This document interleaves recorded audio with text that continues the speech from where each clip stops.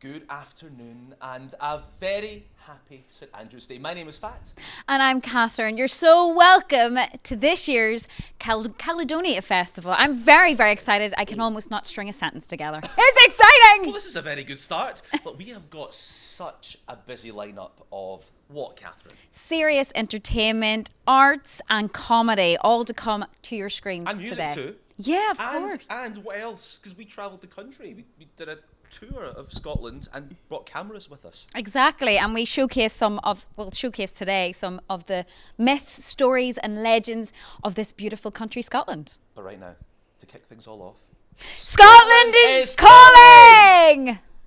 Scotland is calling to those who crave escape and those who seek adventure. It's calling to those with curious noses and those with artisan tastes. And it's calling to those who want to get away from it all by losing themselves in it all. It's calling loudly, and it's calling to you, inviting you to savor it, asking you to experience it. Now is your time to answer. Scotland is calling. Stunning stuff. Gorgeous. All that footage just brings back memories of our lovely tour that we had back in September. I know, and that feels like it was just, a hop and a skip away. So this is our second year celebrating St Andrew's Day together. Mm-hmm. And what I'm loving that we're making a bit of a tradition of this, because I do think that in Scotland, we do have a bit of a habit of not celebrating this day like we should. Mm-hmm. So what we've decided to do is we've decided to ask some cool and very familiar faces around Scotland to see how they celebrate it. Just ask them what they do on St Andrew's Day. And I think they're called Vox Popses, aren't they? Yeah, do you know what? I'm very excited to find out, because a lot of people I've asked, they're like, oh, well, I don't really do anything. If you're watching right now and you have no idea it's St Andrew's Day, well, happy St Andrew's Day, and we'll check out what these people have to say. Do you know what Vox Pop stands for? No. Neither do I. No, I do actually. I think it's like Voxi Populi or something like that. Lovely. The voice of the people. Here we go. In the Latin. It's a beautiful thing. Sanjeev Kohli tells us a little. Hello, happy St Andrew's Day everyone. So what does St Andrew's Day mean to me? Well, lots of things. First of all, it's my birthday, so happy birthday to me. I'll be expecting a YouTube bullet, that's what I've asked for. But St Andrews also means being proud to be Scottish, and why am I proud to be Scottish? Well, I clearly love the bonnets and the Harris tweeds because I'm wearing them.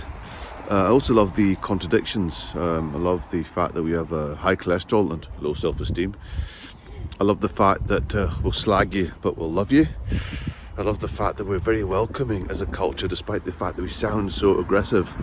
I love the fact that we're Calvinist, but then if you look at Gaelic, there's 15 million syllables and you only pronounce 3 of them, which to me speaks of frippery. So there's another contradiction. But also Scotland made me who I am, including the teeth. So happy St Andrew's Day. Happy Caledonia Festival. Keep watching, and like I said, I'm expecting a new Trubillet, the most expensive one. John Lewis, thank you. Oh, I love Sanjeev Kohli so much, and he lives round the corner from me somewhere and runs a lot, and I love running. Mm-hmm. And occasionally I spot him and I give him a wee wave when I'm at my absolute sweatiest. So I think he appreciates it. This is your wee question that you want to ask him now. You want to be his mate? I do want to be his friend, actually. He's just a cool guy. I mean, everyone loves him, and this is how he celebrates St Andrew's Day. And thank you very much for him for sending us a little video to help us celebrate Caledonia Festival today. We're very excited now for the first of today's entertainment from the Rubber Chicken Theatre. Thank you so much. Enjoy the show.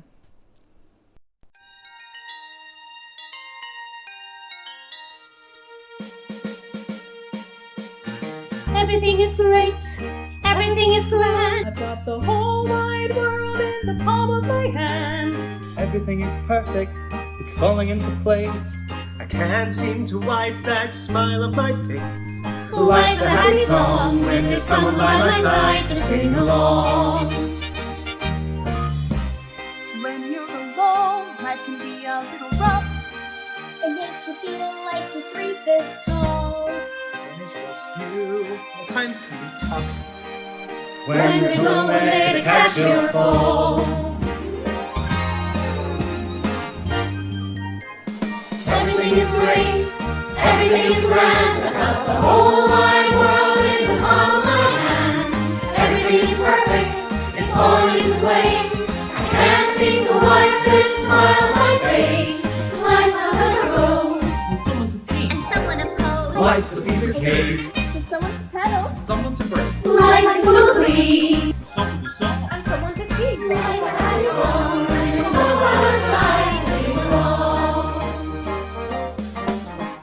I've got everything that I need right in front of me.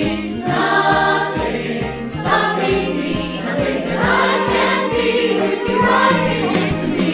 Life's a piece of cake with someone to give. And someone to take. Life's a piece of pie. Someone to walk. And someone to ride. Life's an easy road. Sometimes I share the road. Life is full of Someone to start. someone to cry. Life's a leg of grass. Someone there to lend a hand. Life's a bunch of flowers. Someone to want to wait me out. Life's a fill of Yes, it is nice to have a song when we're so by our side, sing along. I've got everything that I need right in front of me. Nothing's stopping me. Nothing that I can't be with you right here next to me. You've got everything that you need right in front of you. Nothing's stopping you. Nothing that you can't do as the world can throw at you.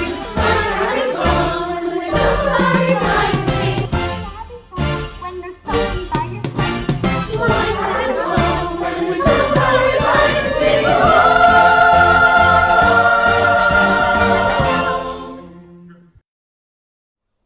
Love it. Love that. And life is a happy song.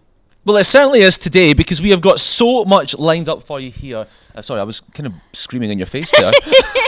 I enjoyed it. No. I just realised how really loud I was there. But I am very excited because we've got such an amazing lineup of arts and entertainment to celebrate St Andrew's Day with you here at Caledonia Festival. My name is Fat, this is Kathryn, and I think we're about to kick off our tour of Scotland. Yeah, I'm so excited. This was so fun in the making, and this is the first part of our myth, legends and stories, and where we visited the unicorn. So check it out. But where did we visit the unicorn?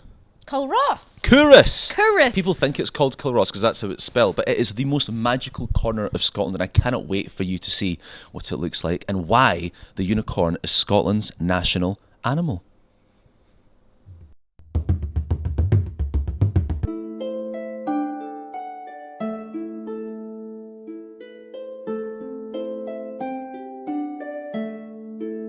You've joined us now in search of unicorns, and we are joined by the lovely Fiona, who is a tour guide here. Welcome. Thank you. So first up, where on earth are we? You are in the Royal Borough of Curus in Fife. People might wonder why it's called a Royal Borough.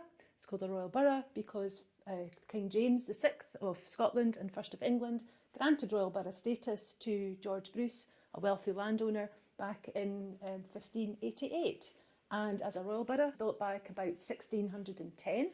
A wealthy merchant, but like opulent and wealthy this family was. Although we believe they all lived in this one room. Seems a little strange. It is not open to the public, so you're very lucky today. Yes, you're privileged. We do allow the public access on our town tours. Something that we offer as in the trust as part of the experience of Curus. We take visitors on a tour of the village and we tell them all about the history and of course about Outlander.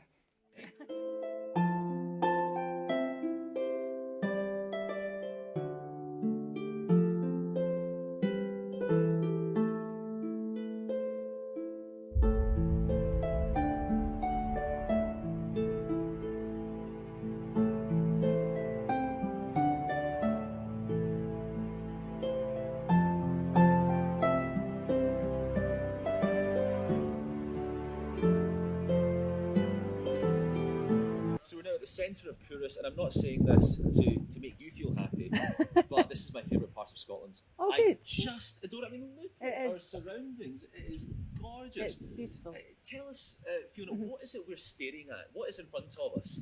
You are currently standing in the Mercat Cross. This area was built about 1588, and this is where everybody met to get all the news of the day. Mercat is an old Scots word for market, and it's nothing to do with meerkats. I've been asked that quite a lot, but there were no meerkats here. However, we do have a unicorn. That might seem a little bit strange in a Scottish village, but the unicorn shows that this town was given royal borough status back in 1588 by King James VI. That allowed the town to trade with other places, especially Europe. George Bruce, the owner of Coorus Palace, particularly wanted to trade with France and Germany and Holland. In order to do that, he had to have royal borough status, and King James VI granted that to him. So the unicorn, as you can see today, this is actually a replica. The base is from 1588, but unfortunately at the end of the 19th century there was a fight between the men of Coorus and the men of Tullyallen. It must have been quite a fight because they managed to knock the column over and the unicorn on the top. So what you see today is a replica put up in 1902 to commemorate the coronation of Edward VII.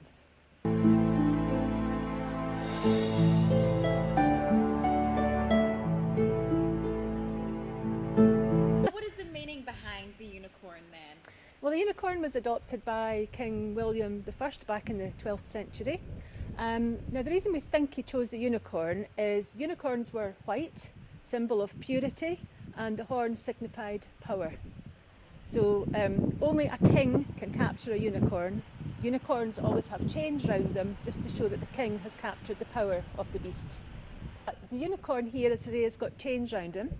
Round his neck is a crown, and again that was to show that the king has the power to tame the unicorn. Now, quite often in town tours I'm asked, do unicorns exist? Well, I've not seen one, but what I have been told is, should you come across a unicorn, don't go near it. Only a king or a virgin can tame a unicorn. And lots of parts of Scotland have been given royal borough status. So if you go somewhere and you see a unicorn, you know you're in a royal borough.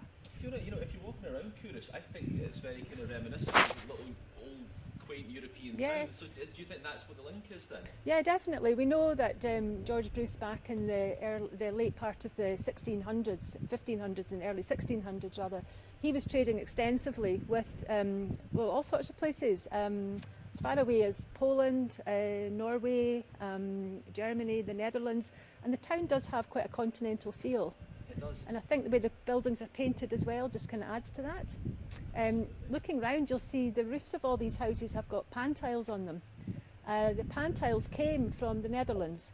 Originally these houses were all thatched. Ships were really unstable. So we realised that by lining the base of the ship with the pan tiles, it made them more stable. And being the businessman that he was, he no doubt then sold them when he got back here.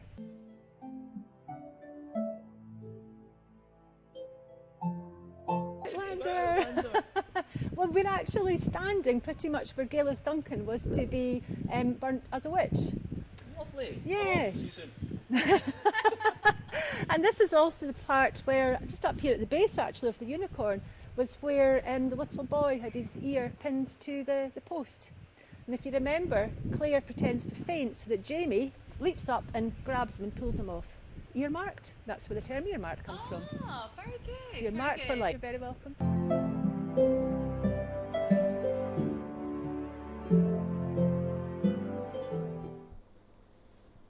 And thank you so much to Linda at Coorus. Fiona.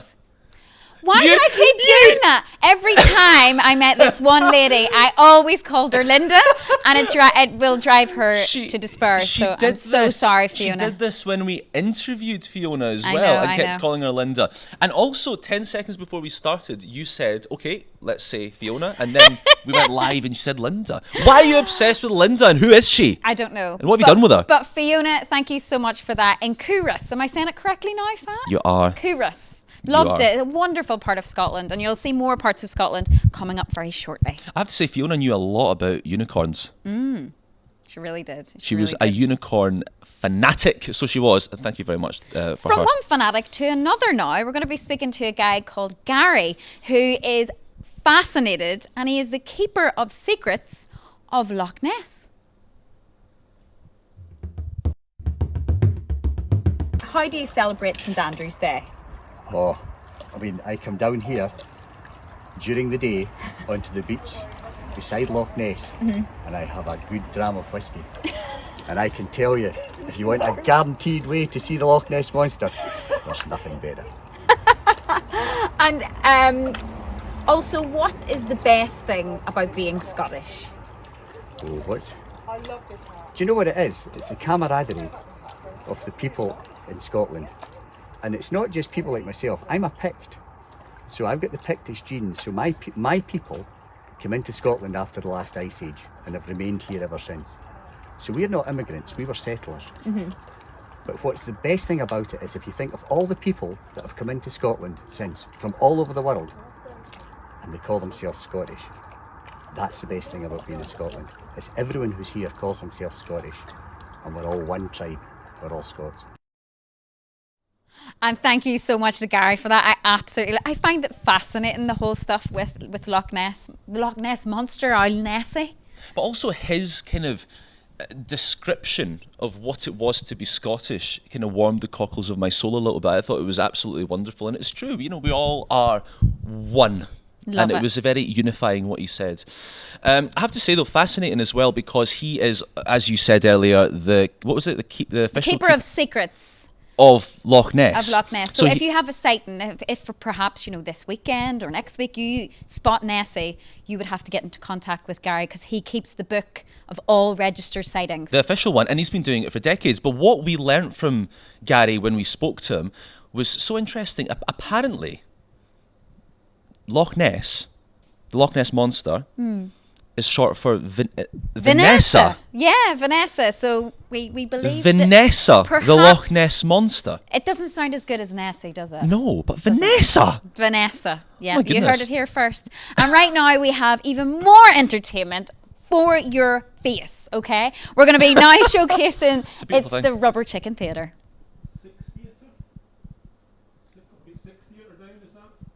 That's the one.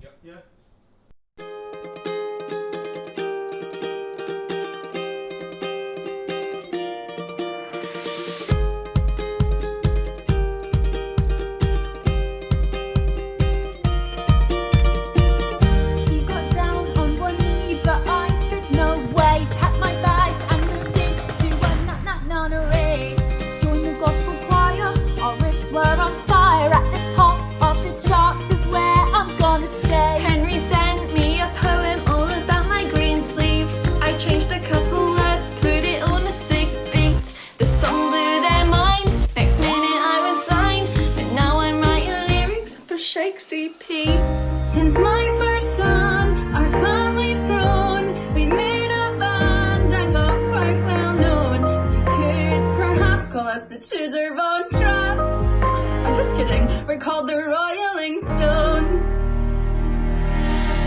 We're one of a kind, no categories. Too many years lost in history. We're free to take our crown and glory for 5 more minutes. We're 6. What a shame in my face, it cost me the crown. So I moved to the in my hometown. His mates were super high, but I showed them how to buy. Now on my tour in Prussia, everybody gets down. Music Man tried it on and I was right by. So I thought, who needs him? I could give it a try. I learned everything, now all I do is sing. And I'll do that until I can. Learn all about these rocking chicks. Loved every song and each remix. So I went out and found them, and we laid down an album. Now I don't need to look, all I need is 6. We're one of a kind, no category. Too many years lost in history. We're free to take our ground and glory for 5 more minutes. We're 6.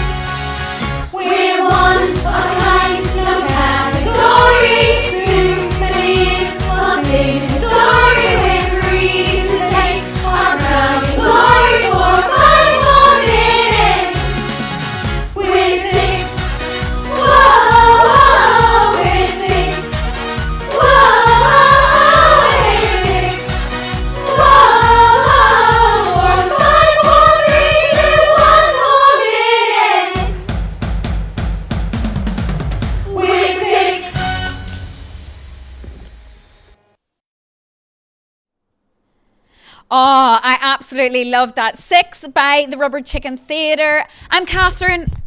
I'm Fat, and I'm late because I was busy celebrating St Andrew's Day. There's just so much to do today, Kathryn. I know, and I hope you're enjoying the festival so far. We are, of course, here showcasing some of the best in entertainment to come from Scotland. And up next, we're going to be, do you remember back whenever we learnt how they make kilts? I did learn about that, and it felt like it was just the other day. What was it, a couple of months ago now? Yeah, it was, and it was fantastic. And a massive shout out to the House of Edgar. I'm so excited to showcase what they do because it's amazing. But they were absolutely incredible, and they knew absolutely everything about kilts. To be fair, they should. They are a kilt making company, but they taught us so much, and this is what we learnt.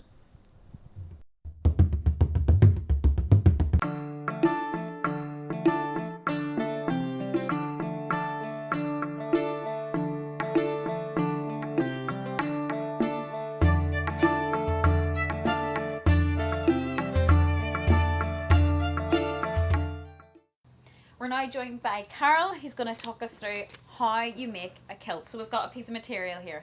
Yeah, we've got 8 yards of fabric. That's the normal amount of fabric for a kilt, unless, you know, if you're a bigger person. It's traditional, an 8-yard piece of fabric. We do all the marking here, which is we mark out where the pleats are going to go, and this is, they all get sewn. I think I've got 29 pleats in this kilt. And what are you using to mark that out there? That's wax chalk. Okay. Our kilts go to Paisley to get made, so for transportation, this wax chalk stays in, so the girls at Paisley know what they're sewing. This is the under apron. There's 2 aprons on a kilt, front apron and under apron. This is the one that goes next to the skin, and then you have your front apron. That's the one that's got the fringes on it and the buckles and straps on it. And that is the kilt marked out. And that's the inside of the kilt as Paisley make it. So you can see all these pleats have been sewn one onto the other. Yeah. Following the lines that we mark, which makes the set on the back the same as the set on the front. And if we've done our job right here, when they measure it for where the straps and buckles have to go, the buckles should have a couple of inches from the end of your pleats. And this is the inside of it. They call this lifting the pleats, so it just keeps the pleats in position. That's put on at the size that it should be. When the lining's done, which is what the girls are doing, there is a hole cut in the lining for the strap to go through. Carol, a lot of people think of kilts when they think of special occasions and, you know, big celebrations, but do you find that more and more people are wearing kilts because it's just cool and it's fashionable? There's a lot of kilts get worn to rugby for sporting occasions, and it is the traditional 21st birthday present because a kilt should last for life.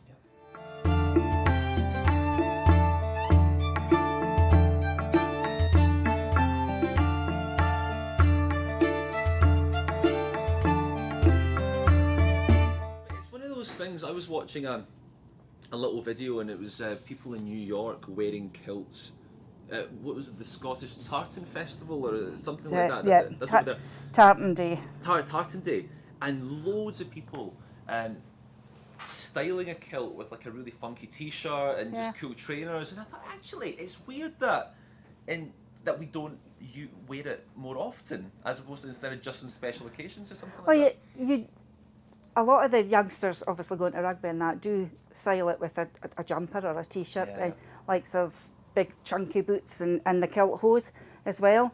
You even have people that get them for going hiking and things like that, get tweed kilts for going hiking. You could wear a kilt for anything. I'm going to be really honest and say, I'm ashamed to say it here, I've never worn a kilt before. Oh, you don't know what you're missing out on. I know. You really don't.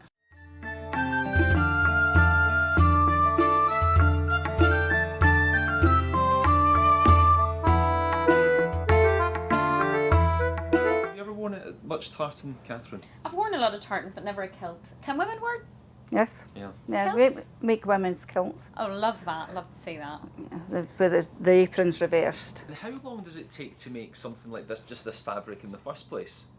The fabric's woven at our mill in Keith. Obviously, you've got to get the yarn, and the yarn gets dyed, and then that goes up to Keith. Then it gets woven, and then it goes to our finishers for the cloth. Yeah. So Cloth there's to be loads of finished. steps to the process. Yes, It doesn't yes. just- Yes, but it's Yeah, roughly get me about that. 6 weeks to providing we have the yarn.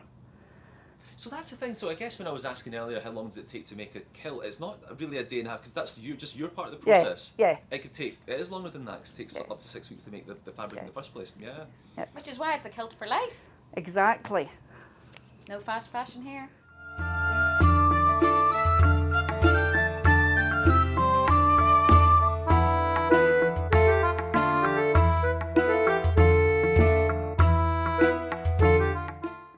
Nick, Yes. how are you? Not bad, not bad. St Andrew's Day. Yeah. Thoughts? Don't really celebrate it, unfortunately. It's not a big thing in Scotland at the moment. Why? I couldn't answer that, no idea. Do you think we should be celebrating it though? Absolutely. Absolutely. And if you were to celebrate it in a parallel universe, properly, big time, Yeah. how would you do that? Definitely with a kilt and a dram of whiskey.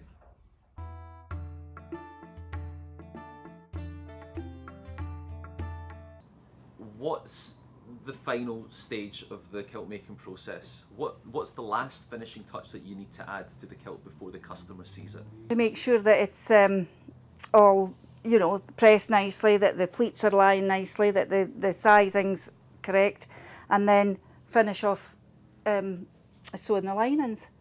Do you have a family tartan? No. See, I don't know much about that. How does all that work? You should wear the tartan from your mother's maiden name. Well, thank you very much for your time. It's been really wonderful You're to welcome. learn more about the kilt making process. And I'm going to now try and pick one for myself.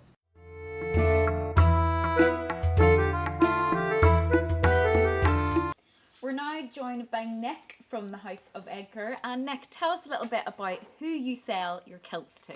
But the most kind of commonplace market is obviously Scotland, but anywhere you get an expat community, so Canada, America, South Africa, New Zealand, Australia, anywhere like that, you'll get a strong Scottish presence, and therefore we'll sell kilts into that market as well. Now, I want to talk a little bit about the diaspora as Yep. well, but before I do that, I just want to make clear that Kathryn didn't pay for that. She just nicked it from the souvenir shop. And are you okay with that? We've got it in CCTV, so it's absolutely fine. Don't worry. We've all been going viral after all. So, but tell me about this though, because every time you go away and someone hears your Scottish accent, you said something earlier on. No one's more patriotic than. Can you tell me about this? But there is no Scotsman more patriotic than a Scotsman who doesn't live in Scotland anymore. Yeah. So that sense of community that you get from being a Scotsman abroad, you bring that into all your walks of life. And then as soon as people realise that you're Scottish, or even Irish as well, they want to be involved. There's that camaraderie that brings people together. So anybody in America or Canada, for example, they want to find that Scottish or Irish history, a link in their family, and more often they will, because of that. And tartan and kilts in particular are a big part of bringing people together under a Scottish sort of banner, Yeah, so if say somebody in America or New Zealand or Canada wants a tartan and they contact you, do you find them a little bit overwhelmed because there's so many kind of tartans to choose from? Is there a generic one that they can go for, or how does it work? Absolutely. I mean, certainly we're kind of one step removed from the general public. As a wholesaler, we're able to stock all these tartans, and then the retailers would then deal direct with the people and get them to make their choice. Essentially, if you have a name or you're a McDonald or a Campbell or something, then you can obviously kind of follow your family history and go with those tartans. But there are numerous generic tartans for people who want to be involved, but maybe, like myself or like yourself as well, don't find themselves with necessarily a Scottish history. With no maiden name. No maiden name to follow or anything like that. So you get lots of kind of modern tartans like this, which just pick nice colours and people want to go for something that's contemporary.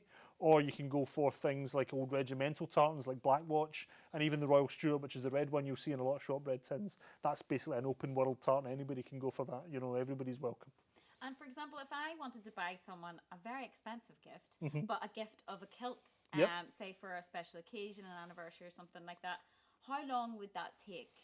In terms, once we've got the sizes, and you're talking roughly, 2 to 3 weeks to get a kilt made, provided the fabric's in stock. Now, as you see on the shelves here, we keep an awful lot of fabric in stock, but you're never going to have everything all the time. So if we've got to weave the fabric up, you can maybe add another 4 or 5 weeks onto that as well. So anything up to about 9 to 10 weeks to get a kilt made. What a special present that would be. I know. Do you know? I'm curious to know, how many kilts do you have? Me personally, Yeah. I've only got about 3 or 4 now. Right, okay. I used to have more. That's a lot of space in your wardrobe. Well, unfortunately, they shrink in the wardrobe. It's not me Oh, getting bigger; it's the shrink, so they have to be really? passed on to other family members. Which is a shame. I bet. So, someone wants to buy a kilt. Talk me through the prices. How much would an average kilt cost? It depends what you're looking for. There are some very kind of unique and niche tartans that will cost a little bit more. But your average kilt on the high street through Glasgow, Edinburgh or Aberdeen, you could be going anywhere from £350 up to £500. Well, it lasts a lifetime. Absolutely. It should be a lifetime purchase, and it's not like a pair of trousers where once you've outgrown them, that's them done unless you lose the weight again. Yeah. A kilt has the straps and buckles and they're fully adjustable, so you should, barring a large event where you've grown it significantly, you should be able to kind of have them adjusted to be able to fit you for decades, if not more. It's 10 pence a day. That's what it is. A kilt.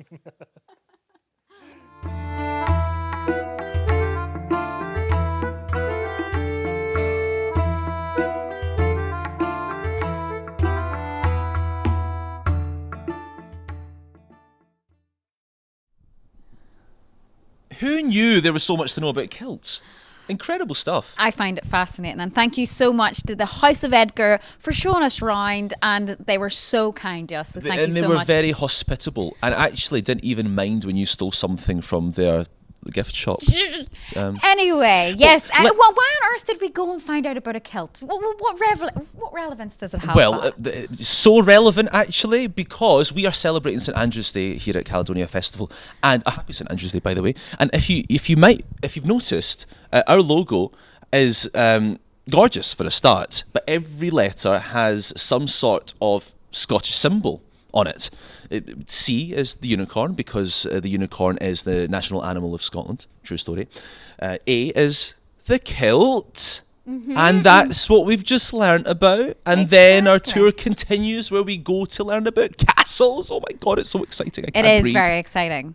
Very exciting. So stay tuned with us. And if you are watching us today, please do let us know where you're tuned in. Send us a lovely comment. We could even give you a shout out because we are here live in Stirling. So we would love to have your company and let us know what you're up to. Okay. So, of course, now is time for more entertainment. And I'm very excited to watch this guy because he is amazing. We have seen him live and in person. His name is Ross Miller. And little unknown fact about Ross Miller.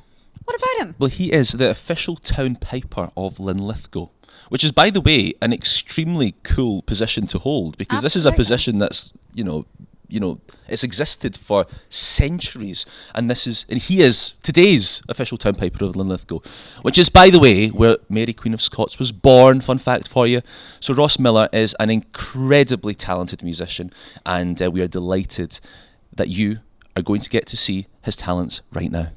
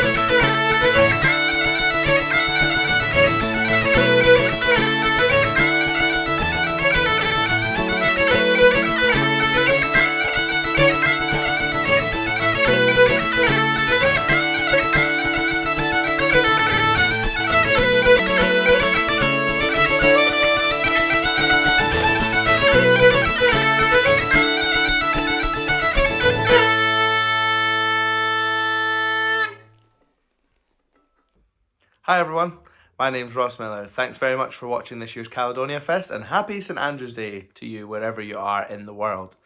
That first set there was called Reels, and that is the title track on my debut album, which is called The Roke. I was joined there by Charlie Stewart on the fiddle and Craig Irving on the guitar. We'll continue on now with the title track from my debut album, which was filmed in my hometown of Linlithgow a few months ago by a great videographer called Hamish MacLeod. And this is the title track, as I say, and it's called The Roke.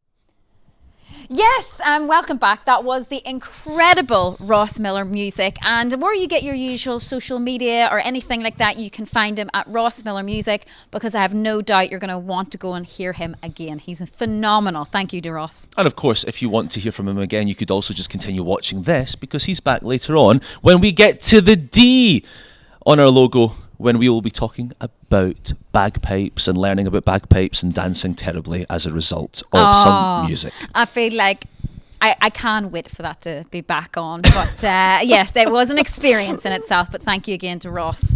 So, now, I am very excited because one of my favourite Scottish artists of all time, and I am not using exaggeratory language here, I genuinely mean it, is Graham Clark, and he's going to be on next. And do you know who Graham Clark is? I do, from Wet Wet Wet. Yeah, I met from him Wet last Wet year. Wet. Yes, he's so cool, and I love him. And he's going to be performing some of his own songs, which, by the way, I have to say, are absolutely wonderful. And I did a little tour with Graham Clark a couple of years ago where I interviewed him in front of an audience of people that just absolutely adored him, and the stories he has, by the way. Who doesn't love Graham Clark? He's just the best. There was a funny story about someone going up to him at a petrol station and saying, "Oh my God, is it you? Oh my God, is it you?" And he's like, "Yeah, it's me." And they're like, "Oh my God, I cannot believe I've just met Billy Connolly." Here he is now. Check it out. Hello everybody, it's Graham from Wet at Wet, and I'm just here to mention the Caledonia Festival and what St Andrew's Day means to me. Eating a lot of haggis, I guess. I used to drink a lot of whiskey on St Andrew's Day. So yeah, listen, I hope you're enjoying the festival and thanks for watching. Oh, I love him. He's the best. I mean, I thought that we were going into a music video, so I would like to apologise profusely for that. But he will be back later on with some of his phenomenal music. Now, though, something to do with chickens and rubber. Oh my God. Yes, we do have the Rubber Chicken Theatre, and this is I'll Make a Man Out of You. At Enjoy. Caledonia Festival. Woo! Woo! Woo!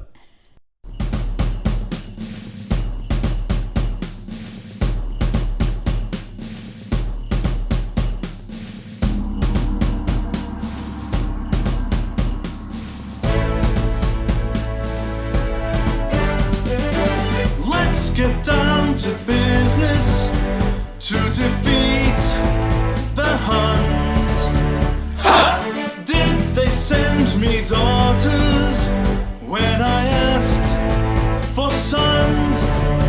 You're the saddest bunch I ever met, and you can bet before we're through, Mr. I'll make a man out of you.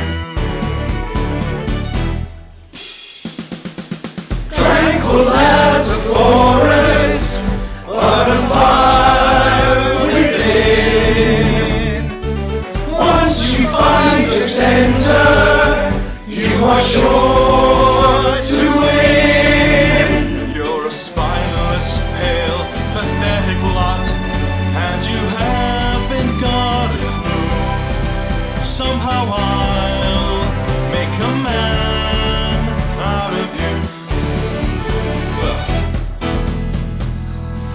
I'm never gonna catch my breath. Say goodbye to those who knew me. Once I fall in school for cotton jam. This guy's got a scare to death. He doesn't seem like doing me.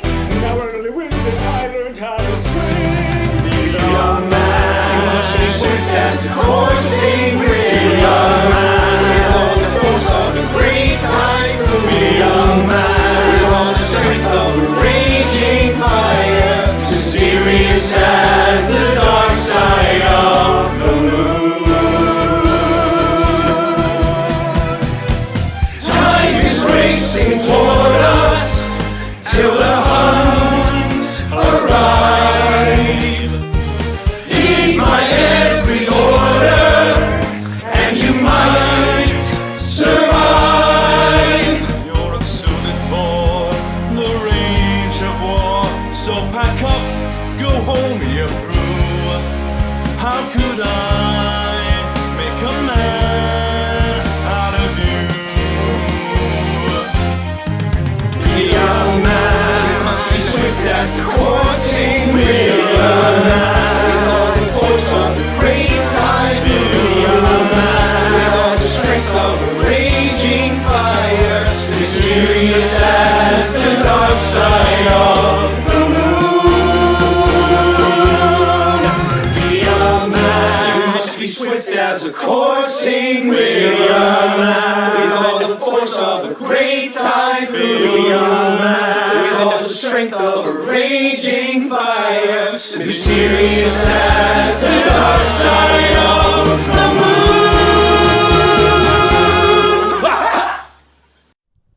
Yes, the Rubber Chicken Theatre, and that was I'll Make a Man Out of You. So good. Absolutely incredible stuff. And actually, they're back later on as well, aren't they? Yes, they are. Again. They are indeed. And back again. And Yes. again, and again, Listen. because we've partnered up with them this year, and you know why wouldn't we? Because they're absolutely phenomenal, and they've got such a wide range of kind of different performances I and know. ways to entertain us. And So we will can't keep wait you to have them back. entertained. We will keep you entertained throughout the day. So thank you for joining us, and do let us know where you're tuned in, because we know a couple of people have been sending us comments. Please keep those coming. And now we're going to move on to a different part. We got a message from Jodie, which we should say hi yeah? to. Jodie says, "Happy St Andrew's Day." Happy St Andrew's Day, It Jodie. was short, sweet, to the point, Jodie. I appreciated it. Thank you for your message. We want more like it. If you want to tell us what you're up to, even better. If you'd like to tell us how you're celebrating, even better. But also, Jodie's message is fine. Thank you, Jodie. We're going to move on to another part of our festival today. We're going to move on to the L. in It's a Caledonia beautiful Festival. L. It's a beautiful L in the Caledonia Festival. And the L stands for the Wallace Monument, as you can see in the picture. So this is when we got to see the beautiful Ken at the beautiful Wallace Monument, and you can check it out right now.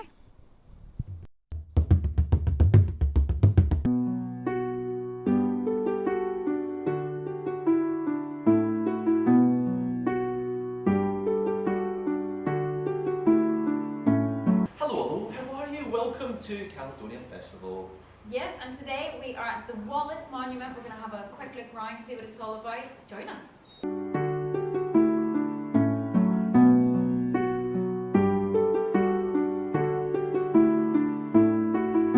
So we're here at the National Wallace Monument, and we're joined on the second floor by Ken Thompson. Thanks for joining us, Ken. You're welcome, and welcome to the monument. And tell us about this room then.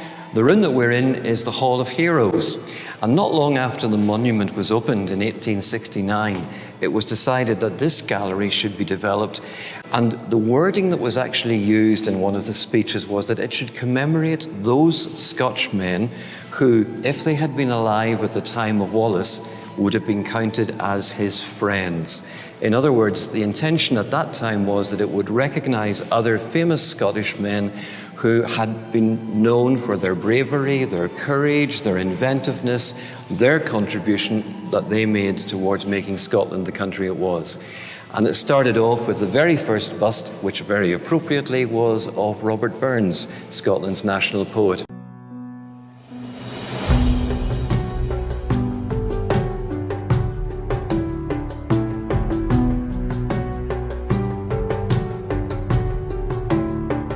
A Victorian monument. It was built at the height of the Victorian period, and it reflects something of Victorian values and Victorian culture when you think about the fact that the intention at the original time was Scotch men. That was the actual words they used. And we were delighted in 2017 to be able to undertake a project called Scotland's Heroines, because we deliberately wanted to introduce the first female busts here into the Hall of Heroes, and we were delighted to be able to do that and add the two busts of Maggie Keswick-Jenks and Mary Slessor, which were brought in here in 2019.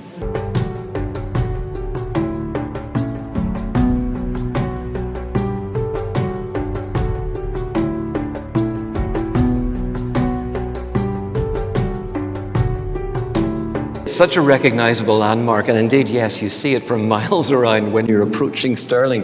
One of the outstanding features on the landscape is the monument. But yes, so many people are surprised.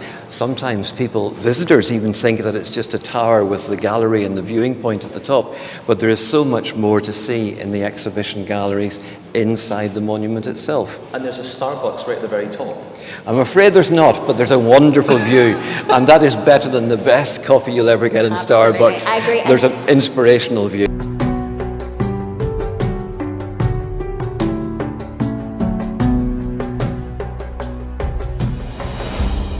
tell us a little bit about how tall the building is and how old this structure is. Absolutely, yes. The monument stands on the top of the Abbey Craig, and the Abbey Craig was chosen as the site for the monument because it's believed that Wallace possibly assembled his men here on the eve of the Battle of Stirling Bridge, his greatest victory, of course. And from the Abbey Craig here, you have a wonderful view looking out towards Stirling, but you can see where the battle was actually fought in 1297. So there's a very good reason why it was built here on the top of the Abbey Craig. So you're already 300 feet above sea level on the Abbey Craig. And then the monument itself is 220 feet tall, and there are 246 steps.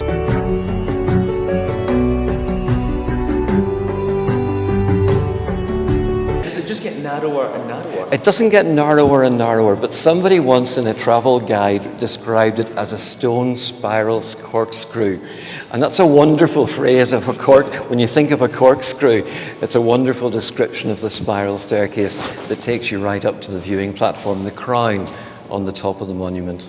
Well, I guess I think we should make the rest of the journey to the Absolutely. top to see the And gorgeous view. enjoy that outlook. Thank you so much. You're welcome.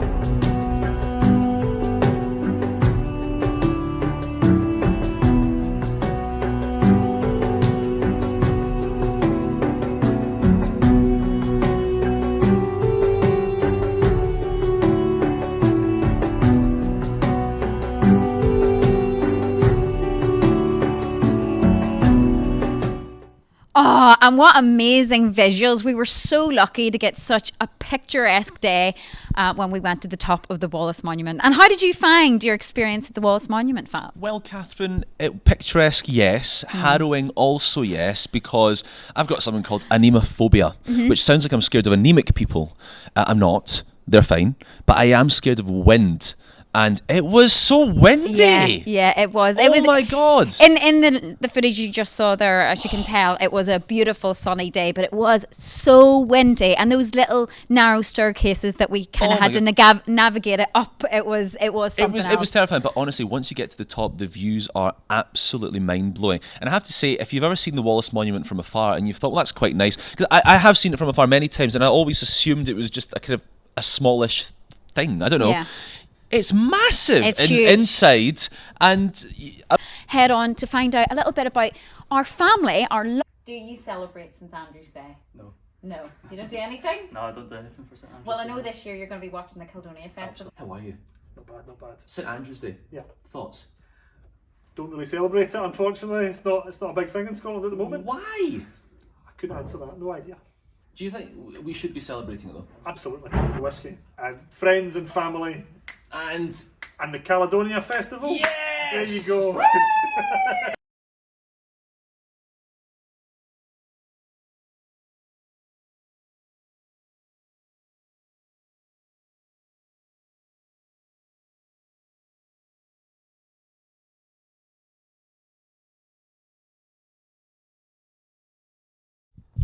We are live here from Caledonia Festival in Stirling, and what are we doing here? We're celebrating St Andrew's Day with a genuinely phenomenal lineup of, my goodness, everything. Hold on a minute, how much time what else?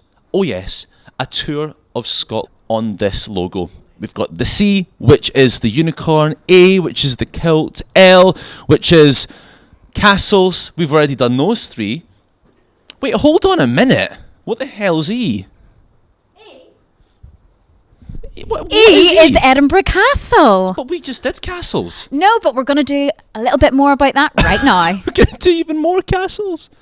So, folks, I'm really excited to say that we'll be back for a bagpiping feature later, a thistle feature later, a Nessie feature later, a whiskey feature later, which is 50 minutes of Kathryn and I enjoying whiskey. Well, you enjoyed it. I was, but yeah. Do you not agree? I do agree. I actually quite like it. We have got a live event in the room that we're currently in with comedy, stand-up comedy. Tell me a joke. Do you want to hear I'm a going to joke? put you on a spot right now, and I would like you to tell me a joke. Fine. I'm not going to tell you a joke as such, but I'm going to tell you a story. Okay. About the first time that I ever played football. Sandy, how do you feel about this story? Would you like to hear it? I'd love to hear it. Okay. So I'm not... The long version of this story is about to come up. So I am not very good at football. I don't really know the rules of football. My friends are very, very into it, and they wanted one more person to get involved for a game of 5-a-sides. And they asked me to get involved, and I said, well, do you know what? Not really, because I don't know how. I genuinely don't know how to play football. And they said, Fat, don't worry about it, because it's a game of 5-a-sides up against 11-year-olds. It's for charity. It will put you in goals. We just need that 5th person.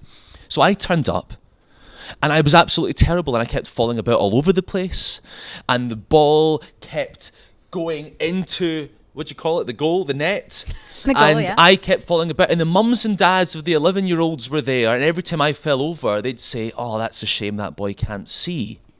And I found that quite strange. I said, why did they keep saying, that's a wee shame that boy can't see every time I'm falling over?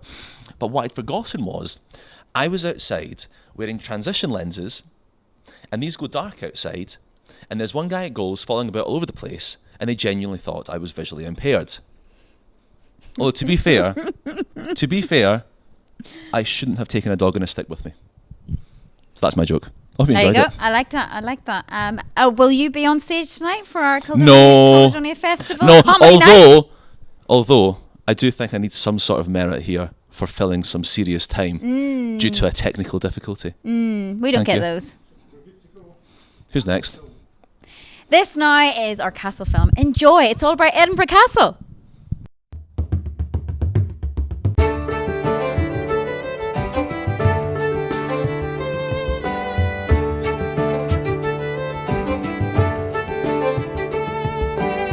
Okay, so now you've joined us, all part of the Caledonia Festival. We're here at Edinburgh Castle. You can't see it in the background there, and what a gorgeous castle it is. It's managed to stay off raining for a little while, but it's starting to come down now.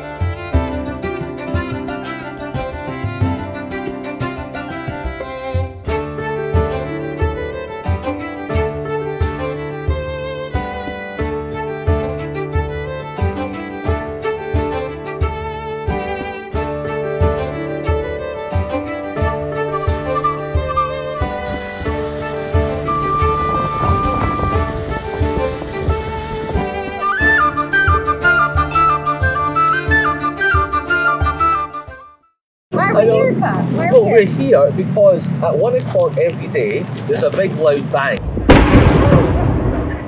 And we were able to see and able to catch the Mons Meg guns. You might be able to see some of our footage that we took. Every single one of us still got a fright.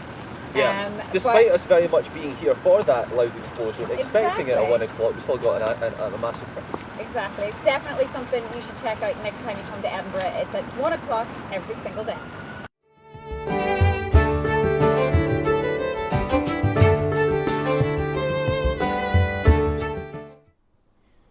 Hello you and happy St Andrew's Day. My name's Fat. My name is Kathryn. And this is Caledonia Festival. And what you've just seen is a brilliant montage of some of Scotland's most gorgeous castles. You might have noticed that we are travelling around Scotland and looking at everything that symbolises this gorgeous country to celebrate St Andrew's Day. We've learnt about unicorns and kilts and castles, and that's what we've just done. You might have also noticed that me and Kathryn weren't really in that video. The reason for that is... Sadly. Well, why? Well, basically, being Scotland, a lot of our film was cut short, basically. And when we went to Edinburgh Castle... To film the big bong... Big... What was it called again? Mons Beg's Big Bong. It's like, what was that, like Alan Carr show that you hosted on Channel 4 years ago? It sounds like that. Yes, we wanted to hear, obviously, at 1 o'clock in Edinburgh, you get to hear the loud bang. The ripple through the city. Absolutely. It's quite something. It burst my eardrums despite us very much expecting it to happen, and it was very scary. And then it started to rain, and that's why in the first part of that video we're smiling and aren't wearing jackets, and right at the end it's raining, and we are. Exactly, and that's the thing. You know, we visited Scotland, and I feel like part of Scotland is we're in Scotland, Kathryn. The unpredictable weather. You know, Yes. we're inside at the minute, so weather's not really affecting us. Hence, that's why I have my arms out. Kathryn's got her arms out, everyone. I would not have my arms out if we were outside. Let's be honest. Who's next? Who is next? Kathryn can't remember, and neither can I. Sandy, who's next? Well, did you ever?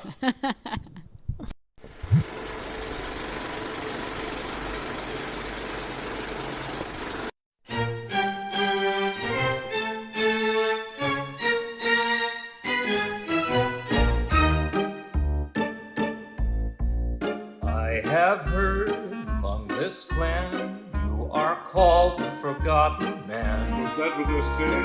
Well, did you ever? What a swell party this is. And have you heard the story of a girl, a boy, unrequited love? It sounds like pure soap opera. I may cry. Tune in tomorrow. What a swell party this is. What frails, what fronts, what broads, what furs, what runs. They're beautiful. Well, I've never seen such gaiety. Neither have I. It's all just a little too risque, really. This French champagne, domestic, so good for the brain. That's what I was gonna say. You know, you're a fine fellow. Thank you. Drink up. Please don't eat that glass, my friend. Have you heard about dear Blanche? Got run down by an avalanche. No. Don't worry, she was a game girl. She got up and came forth. Having a nice time. Take a line. And have you heard that Mimsy Star? She got pinched in the Astor bar. Sauced again, eh? She was stoned. What a swell party this is. I drink to your health. No, let's drink to your wealth. You're my bone. Hey, that's French. A liberty fraternity. Have you heard it's in the stars? Next July we collide with Mars. Well, did you ever? What a swell party. Swell party. Swelligant, elegant party. This is.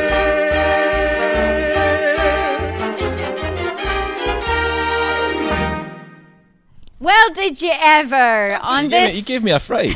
What was that all about? Well, did you ever from the Rubber Chicken Theatre? Thank you so much for that. Do you know what? There's non-stop entertainment today and we're so excited. So thank you for joining us. We've had a couple of messages in. Please do let us know where you're watching from. Are you at work? Are you skiving off? Well, that's okay. It's St Andrew's Day. You're allowed to do that, right, Fat? Oh, you're allowed to do that if you work from home. It's like, you can skive and work at the same Your time. secret is safe with us. You can have this on in the background. If you would like a shout out, we would love to shout your name out. So just get in touch. Where can they do that? On Twitter, on Instagram, on Facebook at Caledonia Festival. Yeah. And tell us what you're up to. Tell us how you celebrate St Andrew's Day, because that's why we're here today. We're not just here for the fun of it. Well, we are as well, but for a very special reason. We're having fun because it's St Andrew's Day and we did it last year. Absolutely. And it was so successful. We were back again with a phenomenal lineup of entertainment. Exactly. And that continues right now with the gorgeous and wonderful Emma Dunlop. Hi, my name is Emma Dunlop and I am delighted to be performing at Caledonia Fest 2021. I'm going to be performing a track from my album 1111. This is What Do You Say?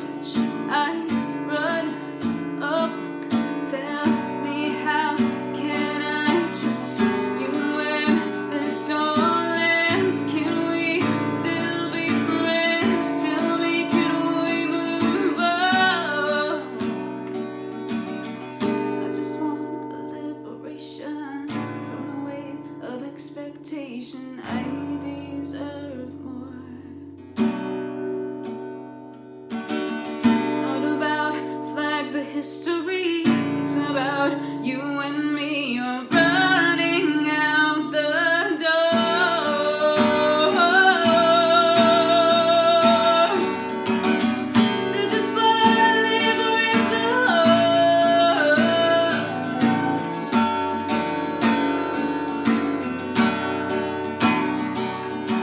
It's not about flags of history.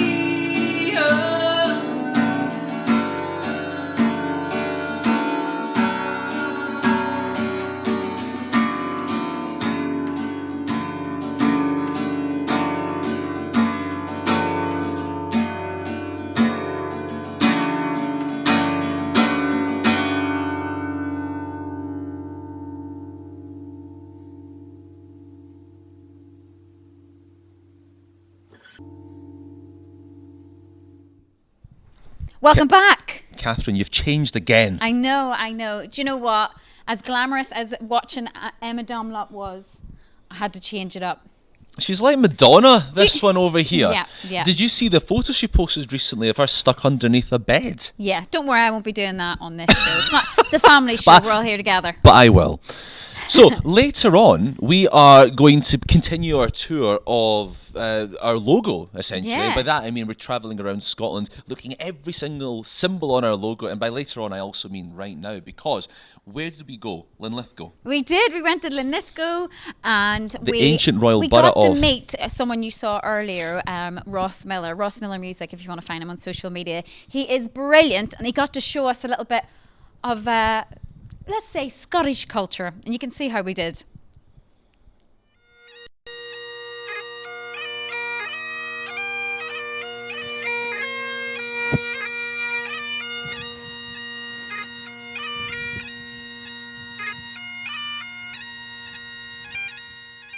Okay, so now we are focusing on the letter D of Caledonia Festival. We're here in Linlithgow, I'm saying it correctly. And Ross here is the official town piper of Linlithgow, so we're very pleased to have him here. And Ross, tell us a little bit, how did you become the official piper of Linlithgow? Oh, I just played bagpipes for years and years and practiced, and then one day I got the shout. I got phoned up and asked if I fancied it, and then I get my official sealed letter every year for the last, I think this would be my 10th year. We check the boundaries of the town, we parade through the town, and my role as town piper is to play at 6 a.m. to make sure everybody's awake in order to take part in these festivities. What's your tartan? This one here today is the ancient McCallum, and that's the tartan of my pipe band, which is the Inverary pipe band. You sometimes wear a hat as well. I do, yes, I've got it here. Tell me, when would you wear the hat? Just when I'm officially performing or taking part in my duties, or if I was doing a competition, or if I was playing in the pipe band as well, so I wear my hat. And the role of official piper, that's been a role, very, very nice, by the way, very, very nice. Role of official piper, that's been a role for a long time. Yeah, I think maybe like 500 years or Yeah. something. Outlander was actually filmed, some of Outlander was filmed here, and they actually had a Chanel fashion show here once as well.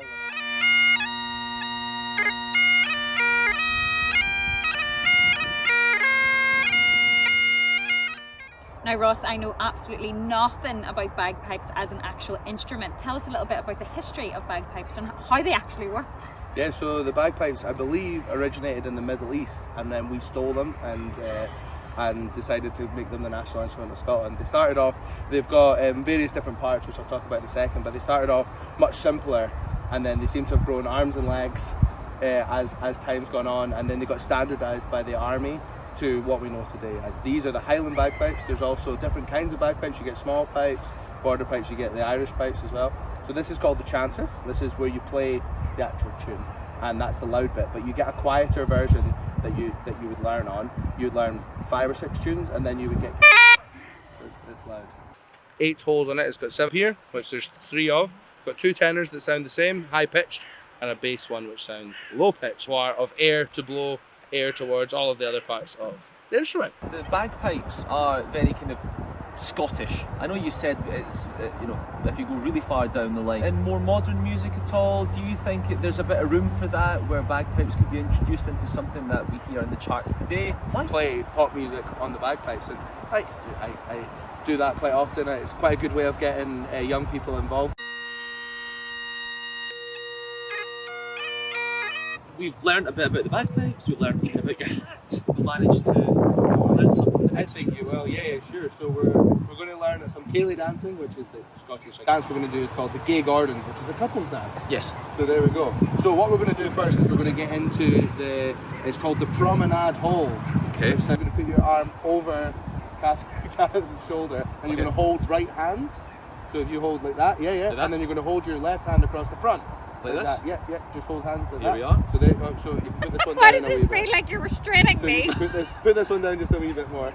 Yes? Yeah, like Oh, that. sure. Yeah, there we go. Yeah. So what we're going to do is we're going to walk forward for 4. So you go walk forward, and then you're going to walk back the other way. 2, 3, 4. All right. We're going to do the polka, which we get into the kind of Strictly Come Dancing. Here we are. To the end. Okay. Brilliant. Okay. So I just need to establish this for a second. Are you genuinely getting really dizzy there? Yes, are you not? Oh God, what a day.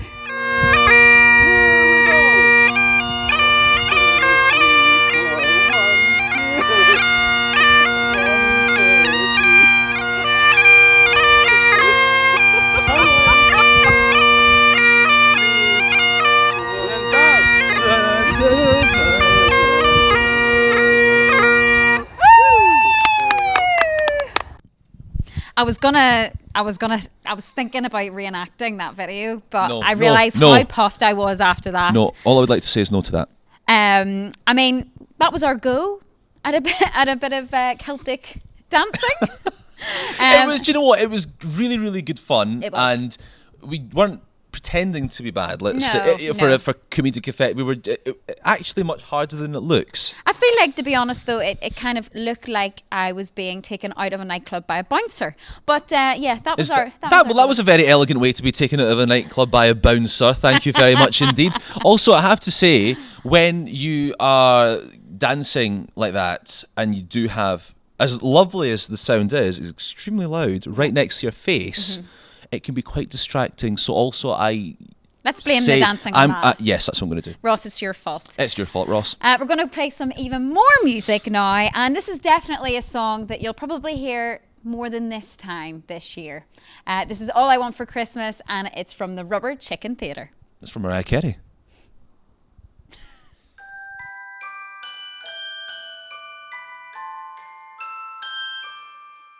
I don't want a lot for Christmas.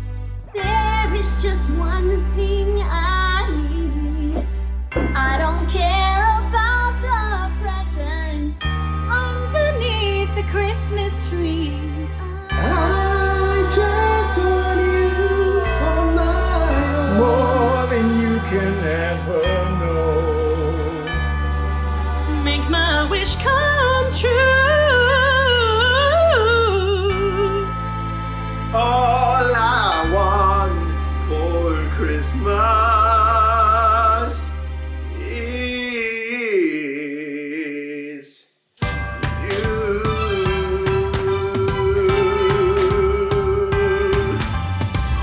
Don't want a lot for Christmas. There is just one thing I need. Don't care about the presents underneath the Christmas tree. I don't need to hang my stocking there upon the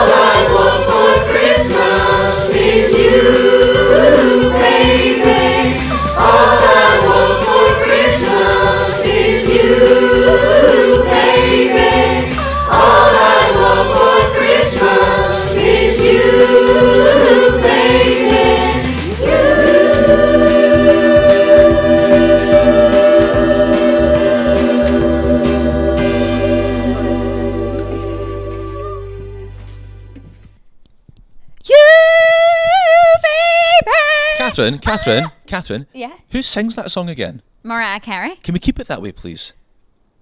Yes, we can. It's Caledonia Festival. My name's Fat, that's Kathryn, and she can sing.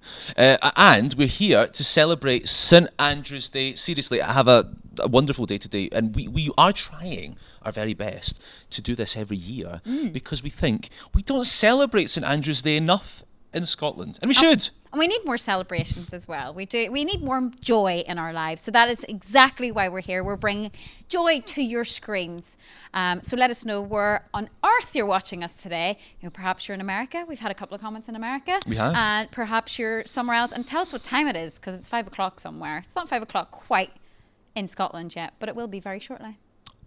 Yes, that's how time works. Eventually it will be 5. And we are live from Stirling, which is right in the very heart of Scotland if you're watching this from different nooks and crannies of the world. The soul of Scotland. And we are here. And also, by the way, we should say thanks very much to Creative Stirling for giving us the space to host the festival in, because later on we're going to have a lineup of comedy as well, aren't we? Exactly. And we needed to find a space of this size just to fit Fat's ego. But coming up now, It's we're true. going to be looking at another part of our lovely logo. We're now going to look at the O. And what does the O represent? The Fat? O is, as you can see from the logo, in the shape of a thistle with a hole in the middle. Which, of course, is the national flower of Scotland. And It we're going to certainly is. find out all about that right now.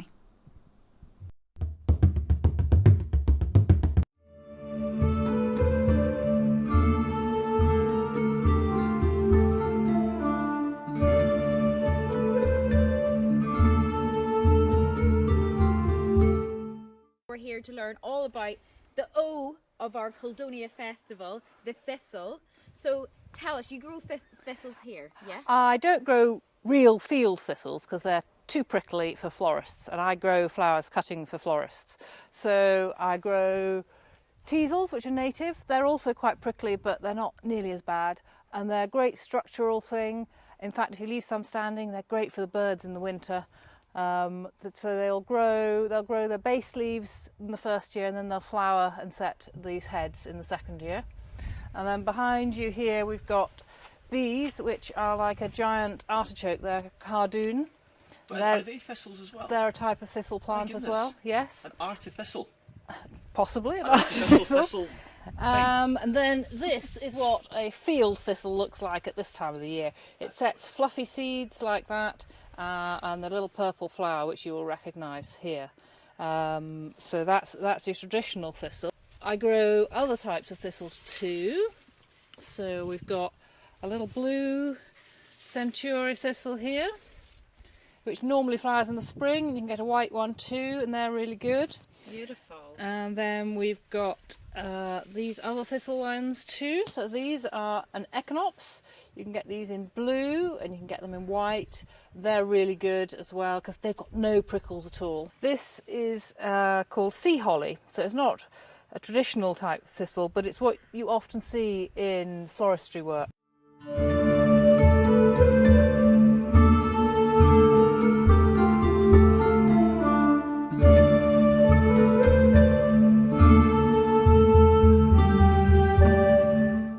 I mean, we are celebrating St Andrew's Day, and to me, thistles are quintessentially kind of Scottish. It's a Scottish symbol. So if I see them anywhere else when I'm on holiday, to me, You think Scotland. I think Scotland, despite Yes. them being grown everywhere. They're grown everywhere, and they probably started using the Scottish thistle for heraldry purposes, came from France, and it's a really good symbol when you make a simple outline of it, like you've got for your logo.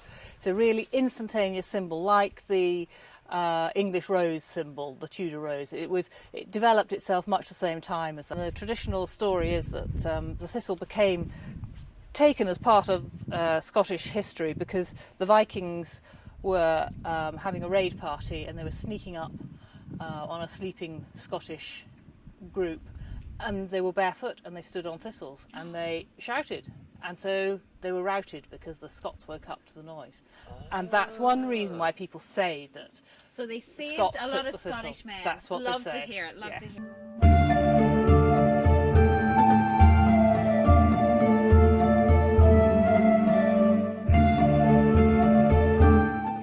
And a lot of people will, they'll be looking at these different types of thistles you've got. How many varieties are there? I don't know. There's probably 15 or so that you can grow, but most of them I wouldn't grow commercially. They're too invasive and they're too prickly to use, to be honest. They're very, very thuggish in the ground, so I wouldn't want to grow them in my plot.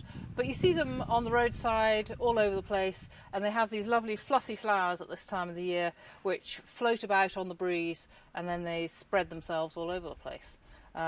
You often see them in pasture ground with sheep and cattle because they don't eat them because they're too prickly.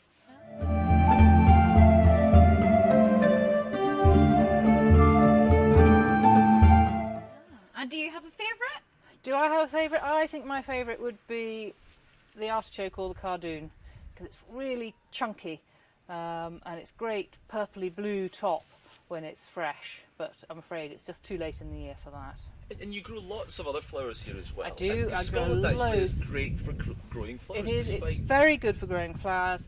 And this year, a few of us have got together and we've started the Flowers Grown in Scotland group to try and promote the idea that Scotland is good for growing flowers. It's got a cool climate, gives you a cool growing season, which means they grow slowish but quite strong. And yeah, we try and grow stuff that's not easily imported, doesn't travel very well, don't treat it with chemicals after it's been cut, so it still lasts really well in the vase. People don't think it will, but it does, but it hasn't been dipped in any chemicals or anything like that. And it's just to give the industry a voice, because really the flower industry in Scotland, it fell by the wayside. But there are lots of small artisan producers nowadays. There are also several big bulb producers, which you will have seen in the springtime, daffodils and things up in Aberdeenshire, and they export them worldwide as bulbs all over the place. So there's all that sort of industry that goes on, which people are not aware of. Nettle. Yeah. Thistle. Yeah. And docken, which is another good agricultural weed in Scotland. If somebody is watching at home and thinking, you know, I'd love to order some beautiful Scottish flowers, how would they go about that? How would they ensure that they're definitely grown here? If they're definitely grown here, actually the best place to go now, you either go to the Flowers Grown in Scotland site and there'll be links to various members on there, or the other one is Flowers from the Farm, which is a British-wide group, but you can go on the map, so you can find someone who's the closest one to you, and you click on the link on the map and you'll find the grower nearest to you. Lots of people do dried flowers like this, and they'll sell dried bouquets and they'll sell dried wreaths, which are fantastic to hang either in or outside your house for the winter time before you get to Christmas, and they age beautifully as well. And it's a new way of trying to do something natural and preserve the beauty in a different way.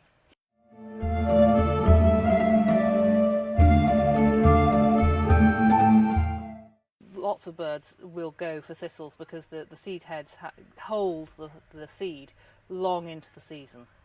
Love that. Anne Smith, thank you so much for your That's time all right. today. No problem. Pleasure to chat to you.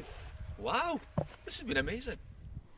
And it was so interesting to find out all about the national flower of Scotland, the thistle. You got really nerdy about the thistle when we were there. Do you know what? I just love it because it's one of those flowers that is so amazing that it's even glorious when it's dried. Like there's whole companies that literally just dry the thistle. Yeah, she's getting nerdy about it now.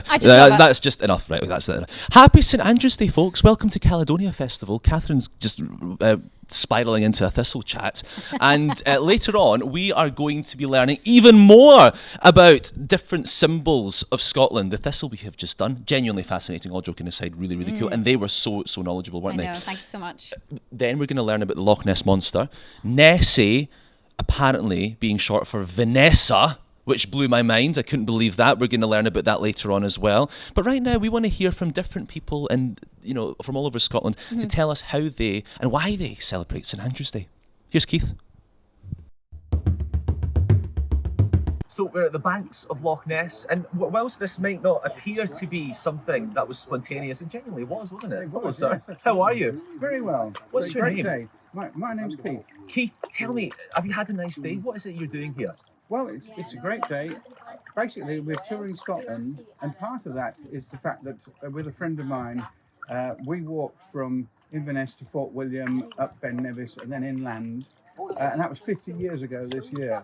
So part of this is celebrating that 50-year anniversary. Fantastic. And now let me ask you this. St Andrew's Day, what does it mean to you? Well, being English, I suppose, it doesn't mean as much as it does to the Scots. So I don't celebrate St Andrew's Day. I don't really celebrate St George's Day that much either. Well, this is the thing, but people all over the world celebrate St Paddy's Day. They do. It's a very different thing, isn't it? I don't know why we don't do more of it. We should do. So if in a parallel universe you were celebrating St Andrew's Day, what do you think would be the quintessential celebration? Oh, it would definitely involve whiskey. Yeah. There's no question about that.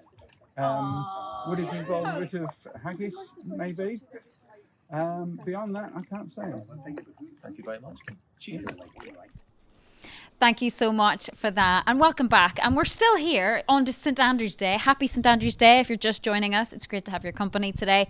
Do get in contact. Let us know where on the earth you're watching us. Where on earth are you? Where on earth on this earth are you? I think that's what you meant to say. Yes, exactly. Yep. Let us know. And right now, this is the Do Re Mi Theatre. Kathryn's doing well.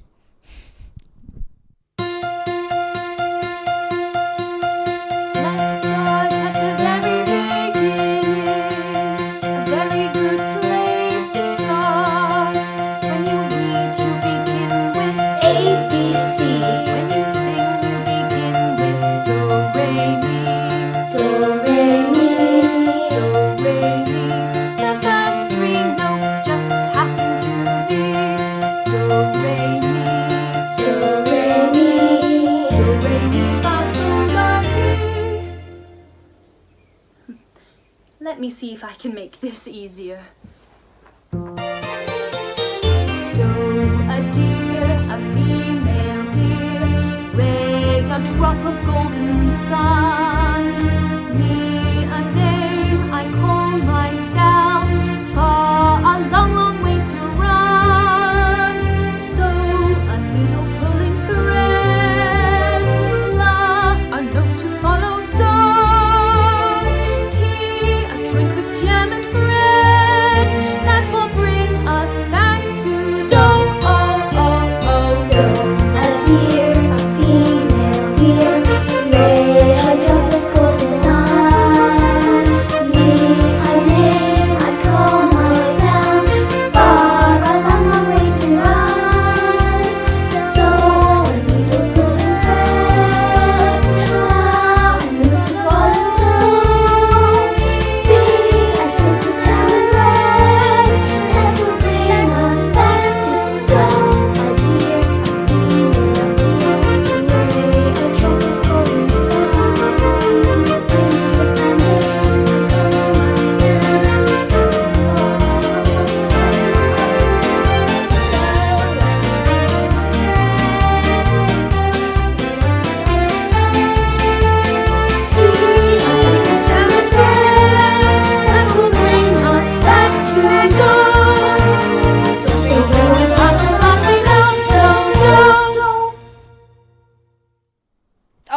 So cute and so adorable. That was amazing. Thank you so much for that. Do Re Mi Theatre. Absolutely wonderful. And I kind of want them back again and again and again. Honestly, they were just so good. Thank you very much to Do Re Mi Theatre for joining us at Caledonia Festival this year. We are here to celebrate St Andrew's Day. My name is Fat. And my name is Kathryn. So, what's up next? We have got the Red Hearted Vibrations. Enjoy. They're good.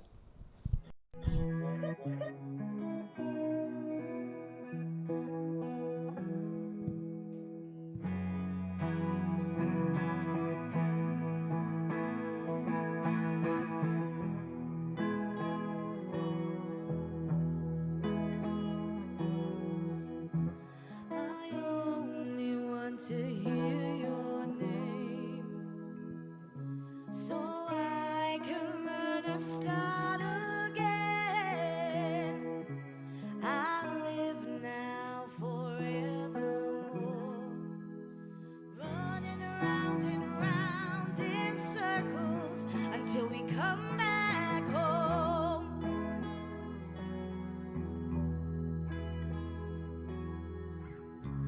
I'm trying not to throw away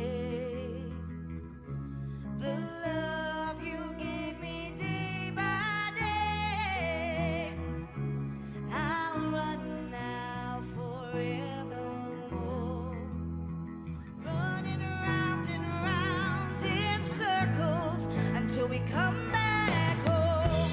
I know it's true. One day I'll be better off without you. I know it's strange to think I'll be better off without you.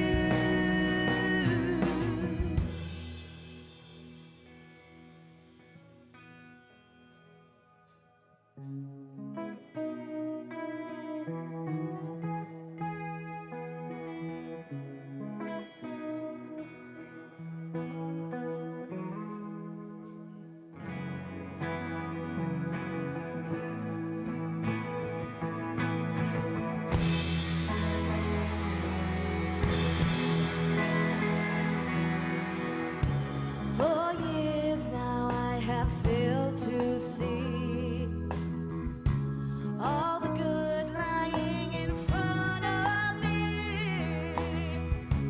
I live now forevermore, running round and round in circles until we come back home. I know it's true. One day I'll be better off without you. I know it's strange to think I'll be better off without you. I know it's true. One day I'll be better off without you. I know it's strange to think I'll be better off without you.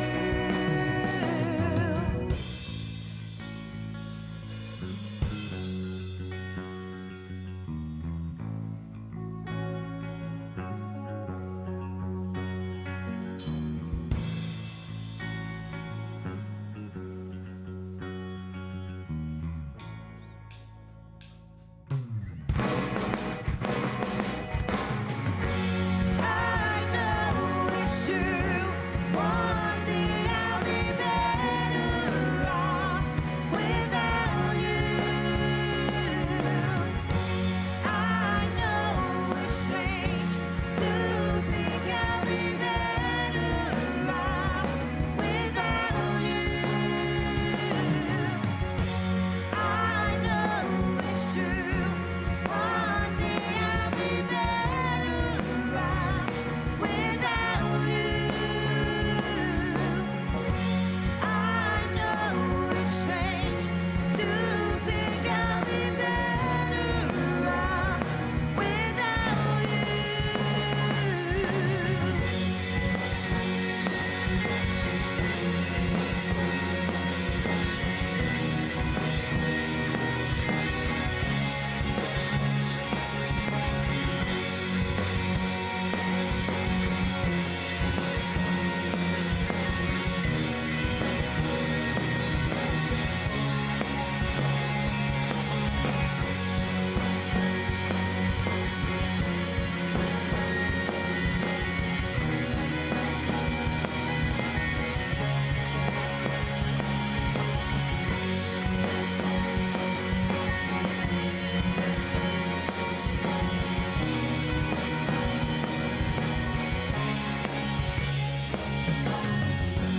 I know it's true. One day I'll be better off without you. I know it's strange to think I'll be better off without you.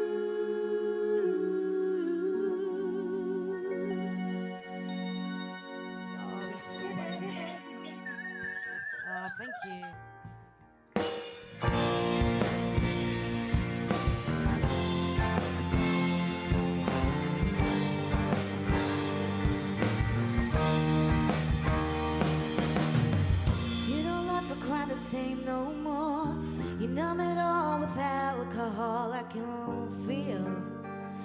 like I know you at all.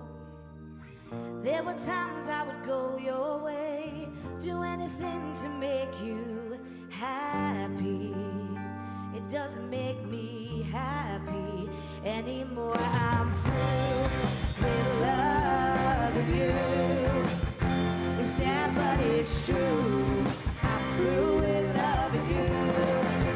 There will be a day when you will look around and I'll be on the mountain, you'll be on the ground.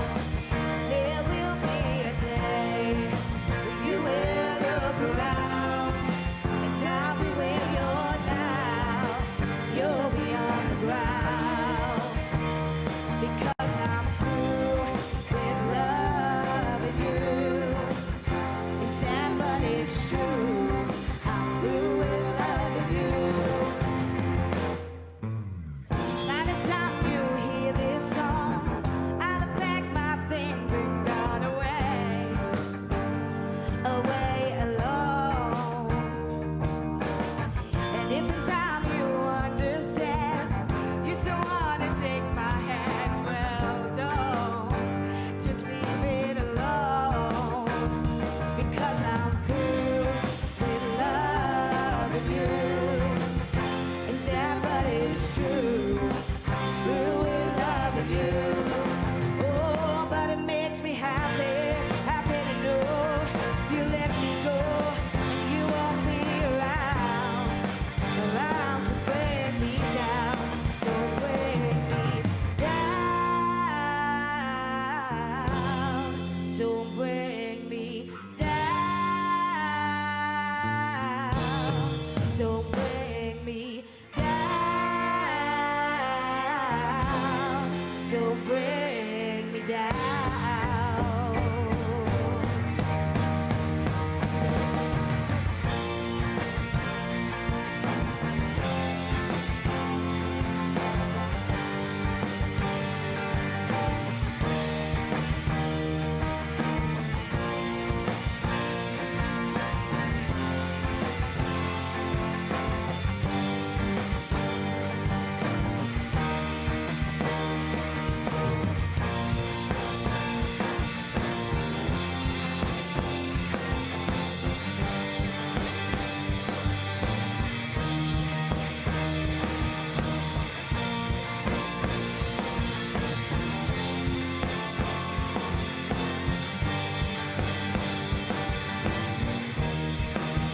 There will be a day where you will look around and I'll be on the mountain, you'll be on the ground. And there will be a day where you will look around and I'll be on the mountain.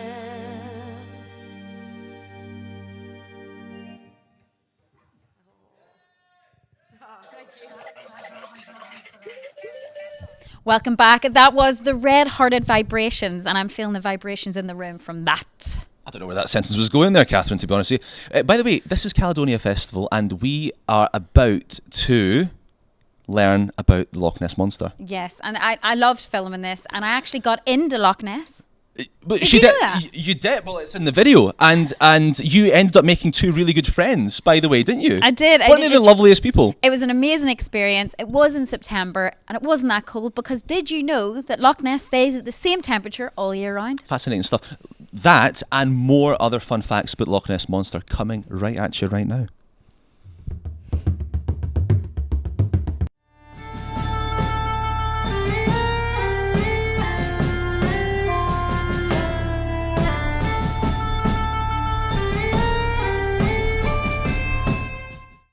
Hi there, you've joined us at the banks of Loch Ness, and we're joined now by Gary Campbell. Hello Gary, hello to you. And Gary is the keeper of sightings at Loch Ness, which is very exciting.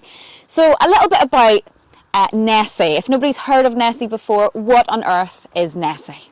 Well, first of all, I'd be very, very surprised if nobody's heard of the Loch Ness Monster. It's one of the most enduring icons on the planet.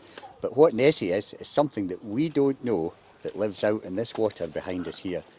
It's been around at least since 565 AD, that's almost 1500 years ago. It's clearly an animal or a family of animals but it's a species that we don't know, and we're still trying to find out what it is. And that's why it's most important, because we've got this mystery here that nobody knows about. When you come to COVID and the crisis we've just had, Nessie was the one that was ahead of the game. She's been hiding from us, as I say, for almost 2 centuries. But actually it's a much bigger story than that. It's the story of the water kelpie, the water horse. And it just so happens that Loch Ness is the most famous of them all. But there are 23 other Scottish lochs that have sightings of creatures like Nessie. And then there are the same around the world. It's just though that Nessie became really famous in 1933 when somebody said in the local newspaper, if it's that big, it must be a monster. Describe Nessie from your sightings that you've seen then. Well, there are 2 classic sightings. There's one which is humped, which is a little bit like a kind of whale type thing, something coming out like that and going back in. And the other more prevalent but much rarer, sorry, it's not prevalent, it's much rarer, but is really special, is when you get a head and a neck sticking out of the water.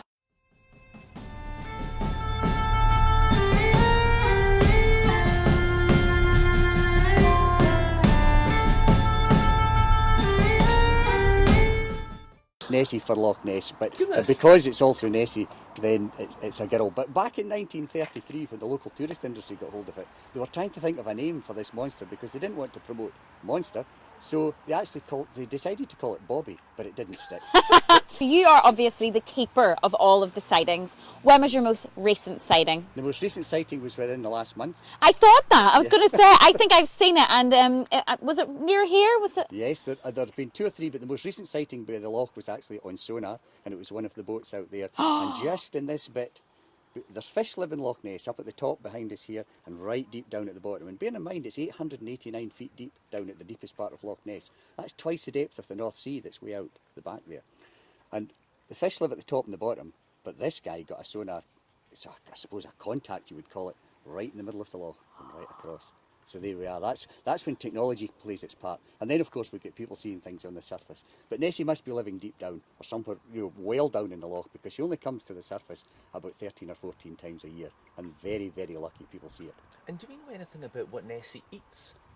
Well, this is a big question, because Loch Ness is full of peat, it's very dark, so there's not much vegetation. So she must be, at the end of the day, she must eat fish or other creatures. There's lots of eels in Loch Ness, so there's plenty of food there. We just don't know what it is, and of course that's the problem. We're just looking for that answer. What is the Loch Ness Monster?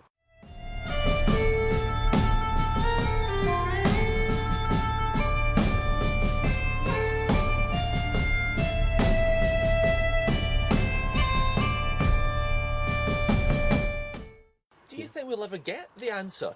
Well, I mean, I think that Bart Simpson in The Simpsons suggested, just drain the loch. That's it. But that sounds like simple, doesn't it? Yeah, thanks, Bart. Unfortunately, there's more water in Loch Ness than there are in all the lakes and reservoirs in England and Wales combined, so that's a little bit difficult. So, barring draining the loch, I don't know. The sad thing would be if a carcass washed up on the shore, say, beside us here, then we'd have a definitive answer. But that hasn't happened yet, so that's a good thing. And tell me how long you've been doing this for now, then? Well, I've been at this for 25 years.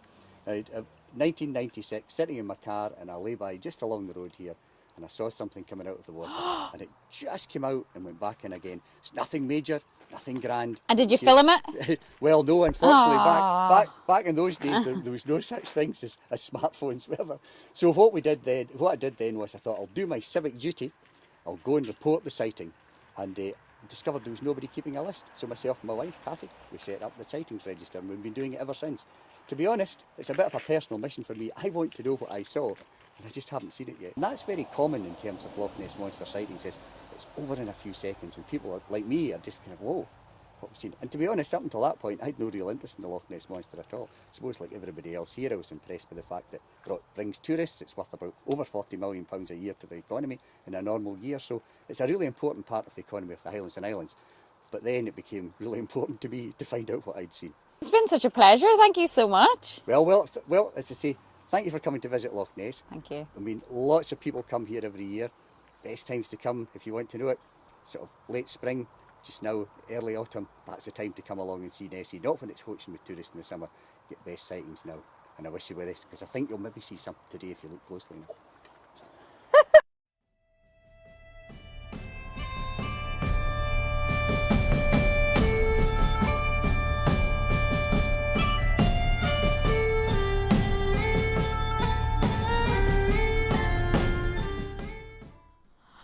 I love that, and it's so nice like watching that back, because I absolutely loved our day at Loch Ness, and thank you so much to Gary Campbell for that. Well, the weather was good for a change. It was for the maybe like about 20 for seconds. About 20 there. seconds, yeah, because we travelled around Scotland for 3 days and it was raining and howling with wind for most of it.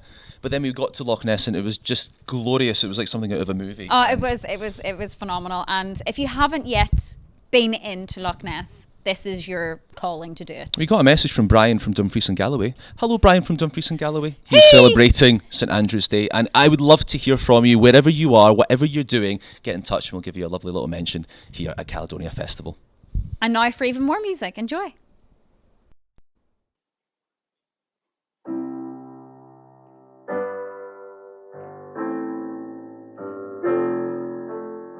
$525,600 minutes, 525,000 moments so dear. Do you hear the people singing the song of angry men? It is the music of a people who will not be slaves again.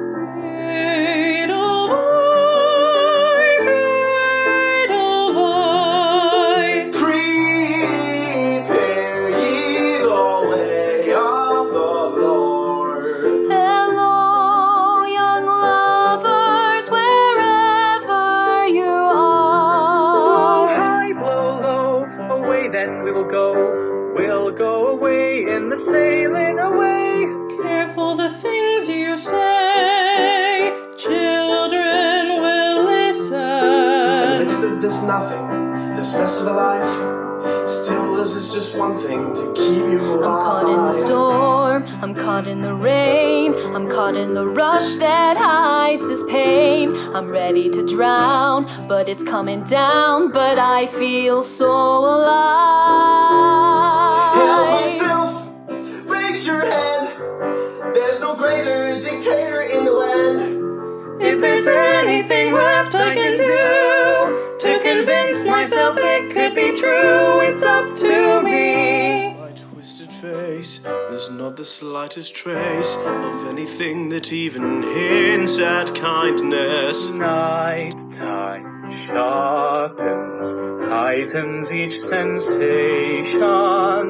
No more wasted time, no more time for doubt. The elevated train by my window doesn't faze me anymore. Funny, I'm a stranger in myself The here. rattling screams don't disrupt my dreams. It's a a small world, world, isn't it? Give me a head with hair, long beautiful hair, shining, gleaming, streaming, flexing, flexing. Take this sinking boat and point it. And I'll stand Just there put with the wizard, one foot feeling things I've onwards never and felt. forwards.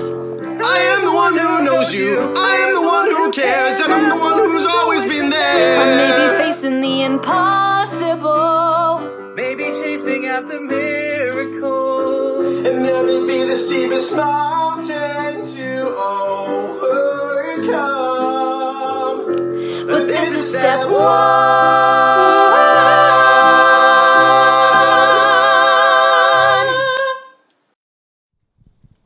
The amazing Quartet Broadway. Loved that, and loved the purple curtains. Really made it for it. Very, very nice. And now, an hour's worth of us drinking whiskey. I know. Listen, it's we're actually tasting whiskey. Yeah. And I really enjoyed it. And so thanks to Anais for this amazing piece of Look, footage. I have to say, by the way, I didn't think I liked it at all, and I was right, I don't. But it was interesting because I didn't realise there were so many different kinds of whiskey and they all taste quite different. To me, I originally thought they all tasted the same. But it was so interesting. And Anais he knows everything about whiskey and cheese as well. Remember, there was cheese. Yeah. So we've had some whiskey with some cheese, and you can enjoy this. It's 1 hour long, so I'm going to nip away and run myself a bath. Bye.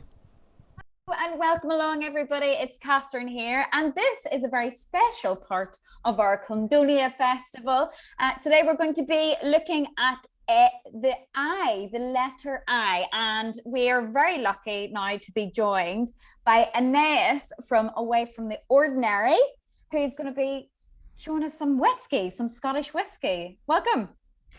Thank you very much. I'm delighted, as always, to be evangelizing about whiskey. So very happy to be here.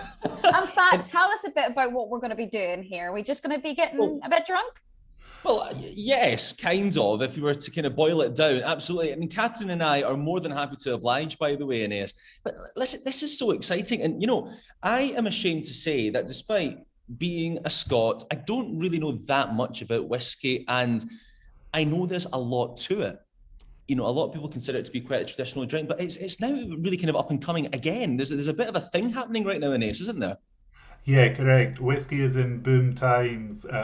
We've got lots of young people coming into the industry, creating amazing labels, experimenting with how they make the whiskey. So yeah, it's a good time to be involved in Scottish whiskey at the moment.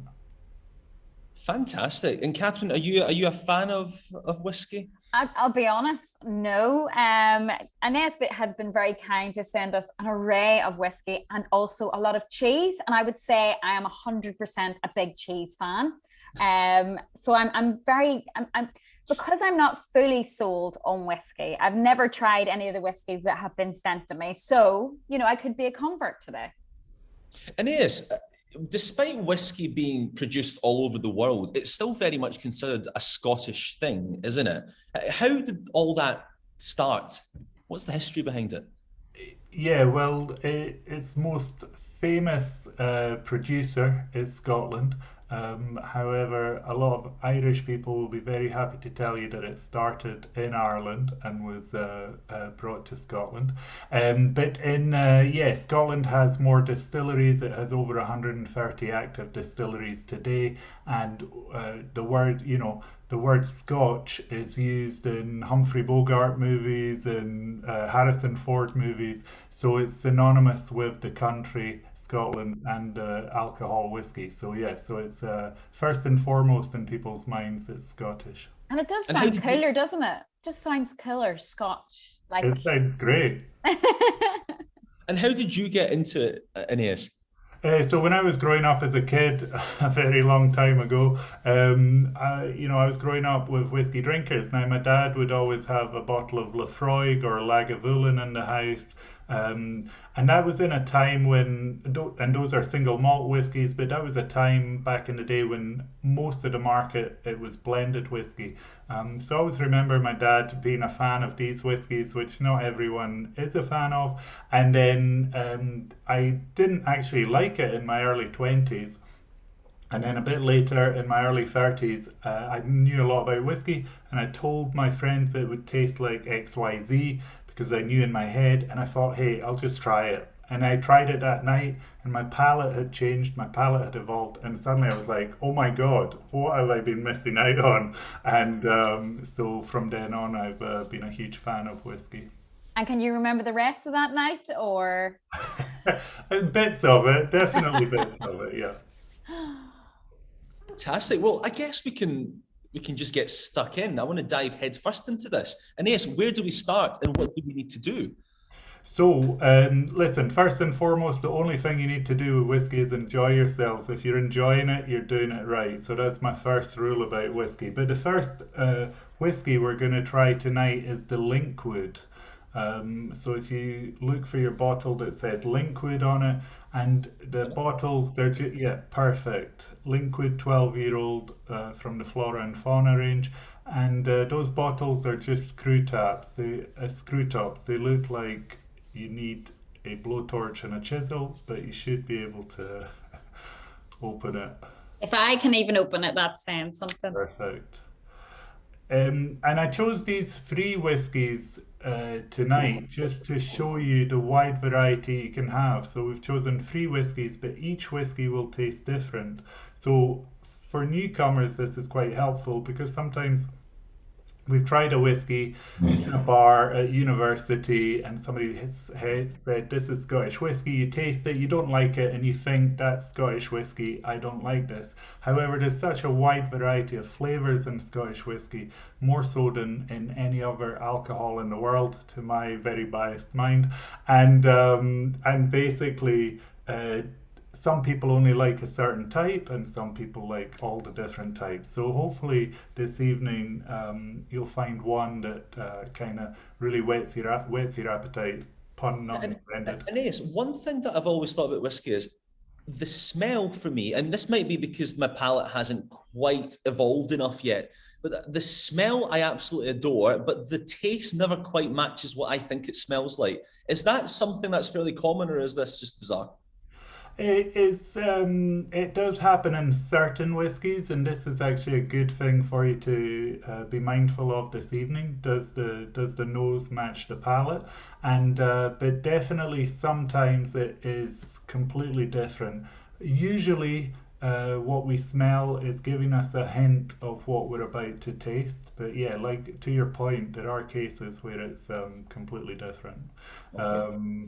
And that's a good point, Fat. We should always remember when we're doing a tasting, whether it's wine, cheese, bourbon, beer, or whiskey in this case, we always want to smell what we're about to taste, because smell is such a strong indicator of flavor. And as you know yourselves, you could be walking down the street and somebody's mowing the lawn, and straight away you're taken back to a childhood memory. So it's such a strong sense to transport you somewhere.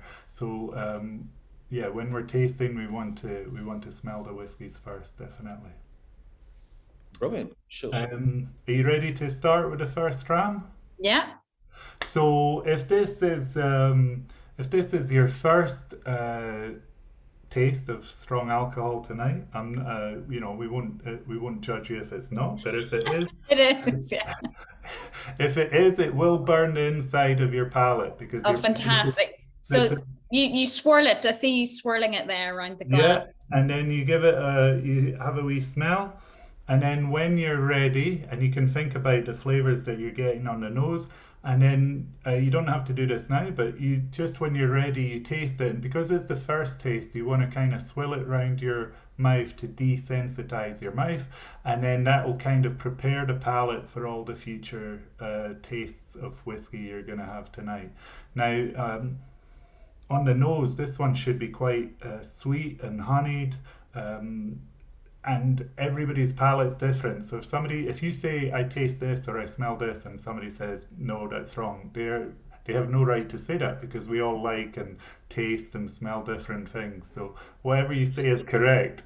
Does that mean the description of when you've got a description of certain flavors and whiskies, that's normally a load of nonsense then, because it's just that one person's palate? I mean, normally there's kind of a range. There's a range of flavors that you would associate with that certain whiskey, so that's totally fine. But for example, we may describe a whiskey like the second one to have flavors coming like synonymous of mince pies or Christmas pudding. But to an American, that means nothing. They've never had these weird foods that we have at Christmas. So they might think of things like pumpkin pie or pecan pie, which are synonymous with their childhoods. So flavor is very subjective. So the tasting notes that you'll see in a bottle can give you an indication. However, it is subjective to that person that tasted it. I'm definitely smelling my parents' drinks cabinet that I shouldn't have been in, and I definitely shouldn't have been sampling at that age. Okay, so have you gone for it, Fat? Oh.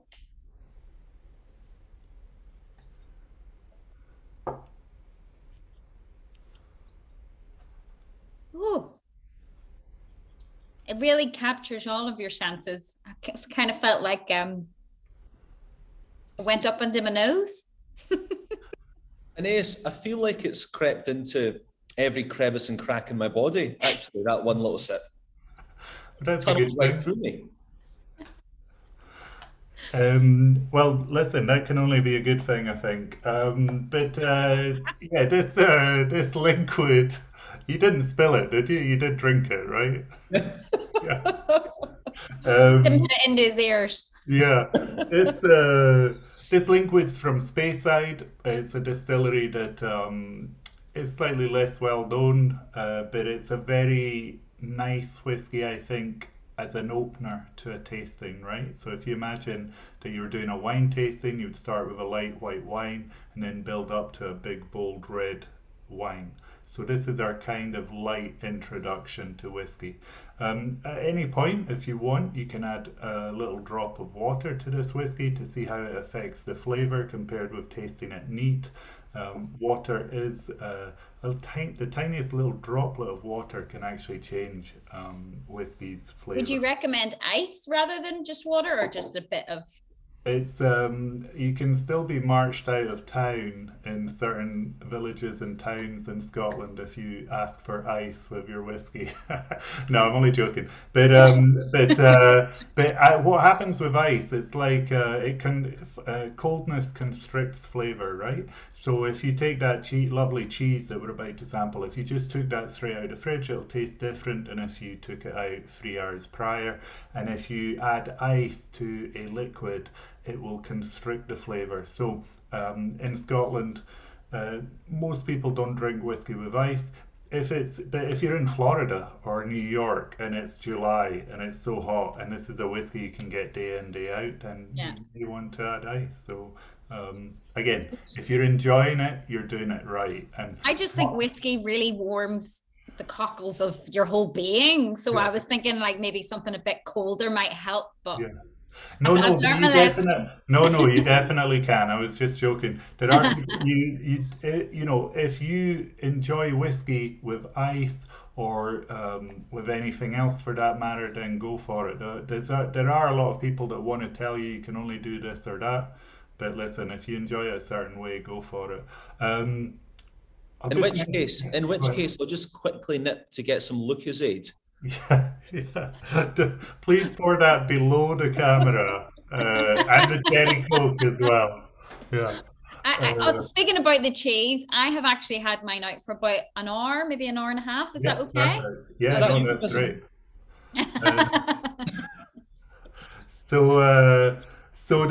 We've paired this liquid with the cheese called Tome de Brebis, which is the palest of the 3 cheeses you've got. And this is a French cheese from the French Pyrenees, and it is a cheese made from ewe's milk or sheep's milk. And sheep's milk tastes different to cow's milk, and therefore cheese made from sheep's milk tastes different to cheese made with cow's milk. Pretty logical so far.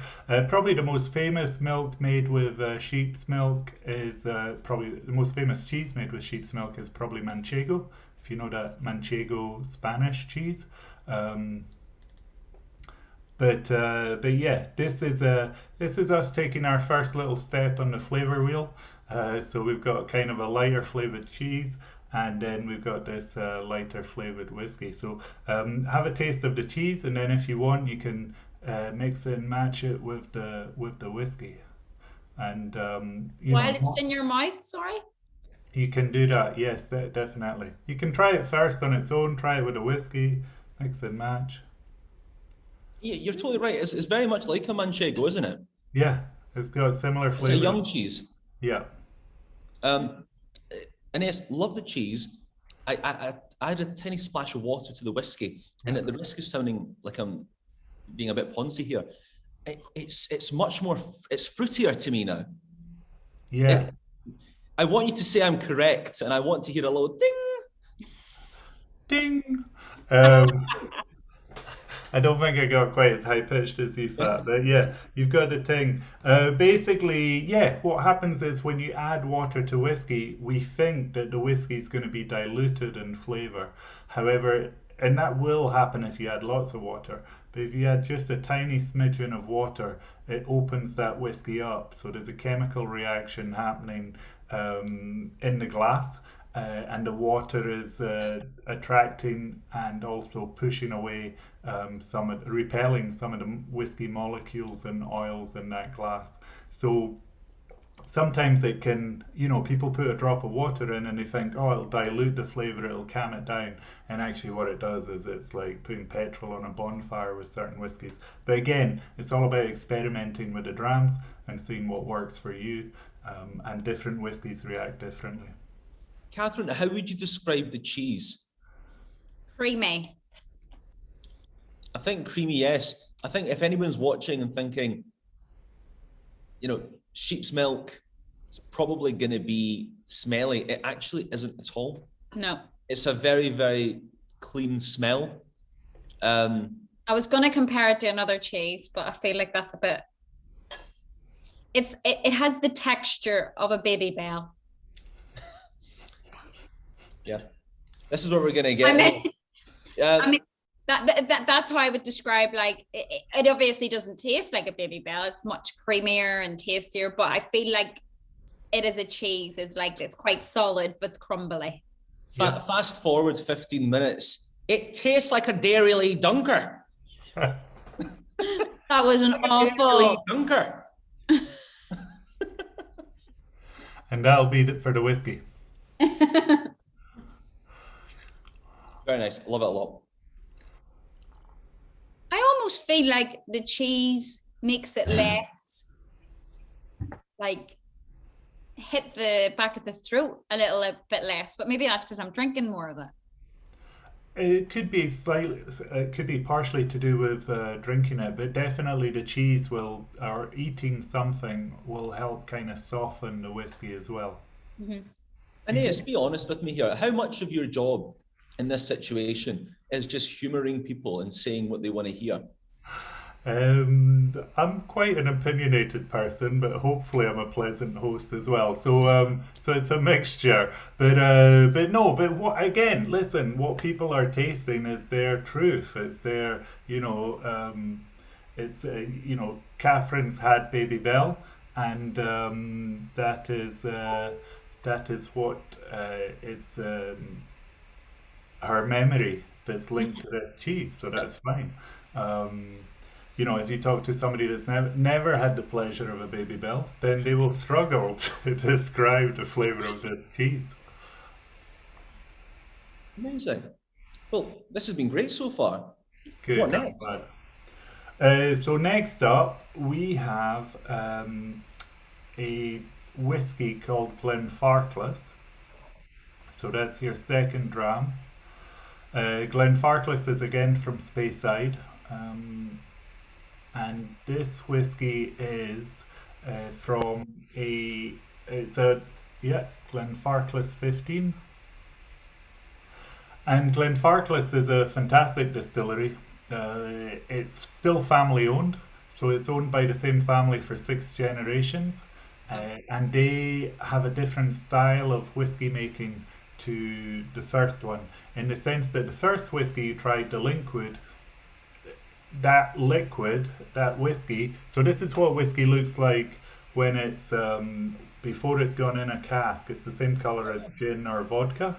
Wow. And then you put it in the oak cask, and it's got to be in an oak cask for at least 3 years to become Scottish whiskey. And the longer it's in that oak cask, the more it takes on the color and the characteristics of that oak cask. Now, the first whiskey we tried, the Linkwood, that was matured in casks that previously had bourbon in them from the US. But this second whiskey, which you can see is a lot darker in colour than the first one, this whiskey has been matured in oak casks that previously held sherry in them, and specifically Oloroso sherry, which is a very kind of dark, unctuous liquid. So the smells should be quite different to the smell of the first one. Like, Very it's on a different sphere. If you didn't know this was whiskey, you'd be like, whiskey 1 and whiskey 2 are two different alcohols, right? So they're from quite different flavour. And it says 15 years on the bottle. Now, is that a lot? Is that not a lot? Roughly, what are we talking here? So back in the day, back in the 80s, this would be very old whiskey. But as we're in boom times, and there's a kind of, we're all thinking about single malts, and there's a perception that the older the whiskey, the better. Now 15 is kind of a mid-range, not mid-range, but mid-age statement. So the kind of younger whiskies that we're looking at are 10 or 12 years old, and kind of now 21 and 25 are kind of seen as older. But back in the day, in the 1980s, a 12-year-old whiskey would be quite old, and you would regularly see a 5-year-old whiskey or an 8-year-old whiskey on the shelf in the supermarket or in the liquor store. And something that people don't quite realise is that It's how long it's been in the cask. That's what we're looking at here, not how long it's been in the bottle for. So it doesn't get older with every year. Correct. As soon as it goes into the bottle, the aging process stops until you open that bottle. So once you open that bottle, you've let oxygen into the bottle, then the flavour will continue to change, not necessarily for the worse, but you could have that bottle for a year, 6 months, 2 years open, and the flavour will change slightly, but you can still drink it. You don't have to throw it out. And why is it that we have older whiskies now? You know, is it because we managed to maintain ourselves and not just drink it within a year or two of it going in the in the barrels? Could that have been the case back in the day because they just were desperate for it? It's a couple of things, but back in the 80s, most whiskey, still today, most whiskey is produced for blends. However, now a higher proportion is saved for single malts. And there is a thirst within the marketplace for older single malts. The sense that the longer you leave that liquid in the cask, the longer it's in the oak cask, the richer it becomes. And however, there is a case that each of us, again, sorry to harp on about this, but each of us has different palates. So maybe if we taste this same whiskey from the same distillery, I'll prefer the 12-year-old Cat. This 15-year-old will be perfect for you, and Fat will prefer the 21-year-old.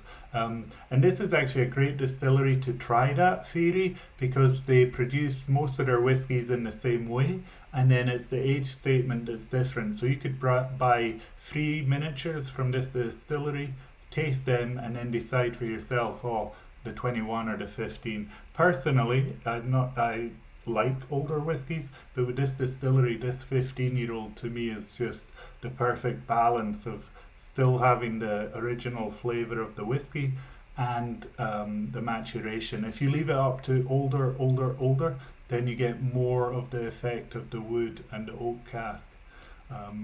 Sorry to ask so many questions here, Aeneas. Your brain is going to be fried by the end of this. But does that mean that every bottle, well, not maybe every bottle, but every batch of whiskey's limited edition? Because you'll never be able to get the same kind of whiskey again? Or does that question even make any sense? So there's a couple of things there, and I'm very happy to answer as many questions as you've got. But this, you have a thing called single cask releases. And that means that they have this cask and they release the whiskey from it, and however many bottles that cask produces, that's the finite amount. So it's produced 214 bottles. That's it. You can't get any more after those 214 bottles are consumed. What these distilleries are doing with this 15-year-old or these kind of bigger releases is that they're taking a wide range of casks and they're producing a few thousand bottles each year of this 15-year-old. So they'll get the casks and they'll put them in a marrying vat. They'll marry the casks together in a vat and then release it. However, there could be small variations year on year. So it's the blender's job at each distillery, even though it's a single malt, they will have somebody to marry all these casks together. And it's that person's job to make sure that the flavour of the 2018 release, even though it's not on the bottle, the year of the release, the 2018 release is the same as last year. So a consumer that gets it every year is getting the same drink that they expect to get. So someone has to just taste them all then?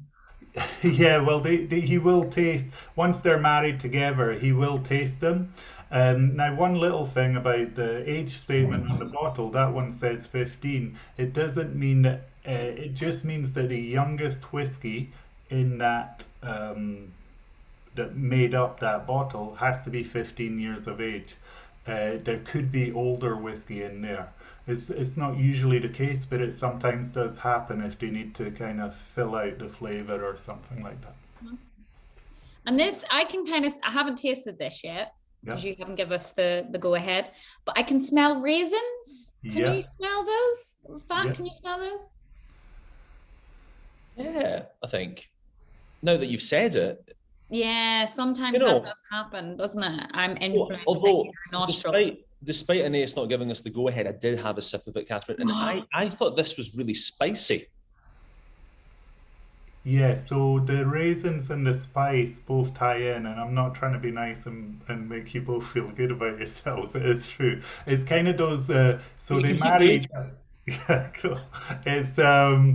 It's basically it's almost like I alluded to before, like the mince pies or the Christmas pudding. So the spiciness is kind of a winter fruit spice or a chutney spice or a Christmas fruit spice. And the raisins are those same raisins. They're those raisins from the mince pies or from the chutney. It's that kind of flavor. Would you put this into your Christmas fruit cakes or something? Yeah. Or would it be too good? Perhaps it'd be too good. Maybe you should use some dodgy old brandy for that. Well, I mean, it would probably be the best fruitcake in town. So it depends what's more important to you, your fruitcake or your whiskey drinking. Listen, I've paired this with the cheddar, and having that Glenfarclas 15 be the chut. Now, a massive reaction. Whatever palate has very. But why? Yeah, it's quite light. It should be a step up in terms of flavour to the first one. Yeah. It'll have a long finish. I like that. Yeah.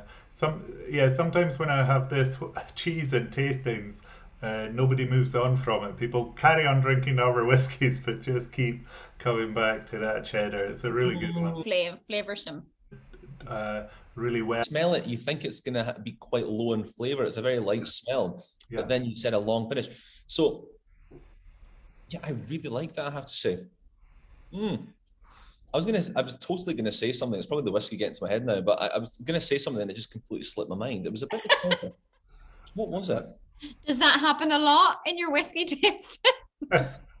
On occasion, yeah. As long as it's not me forgetting what I have to say, then I'm not too worried. I think Fat was going to say was he was going to say, Kathryn, this is actually what I want for Christmas: a bottle of Glenfarclas 15 and a whole cloth-bound cheddar. Listen. And I'll just be buying Kathryn some baby bells. Yeah, very cheap present. I'm a cheap date. You not so much. Never have been. Sorry.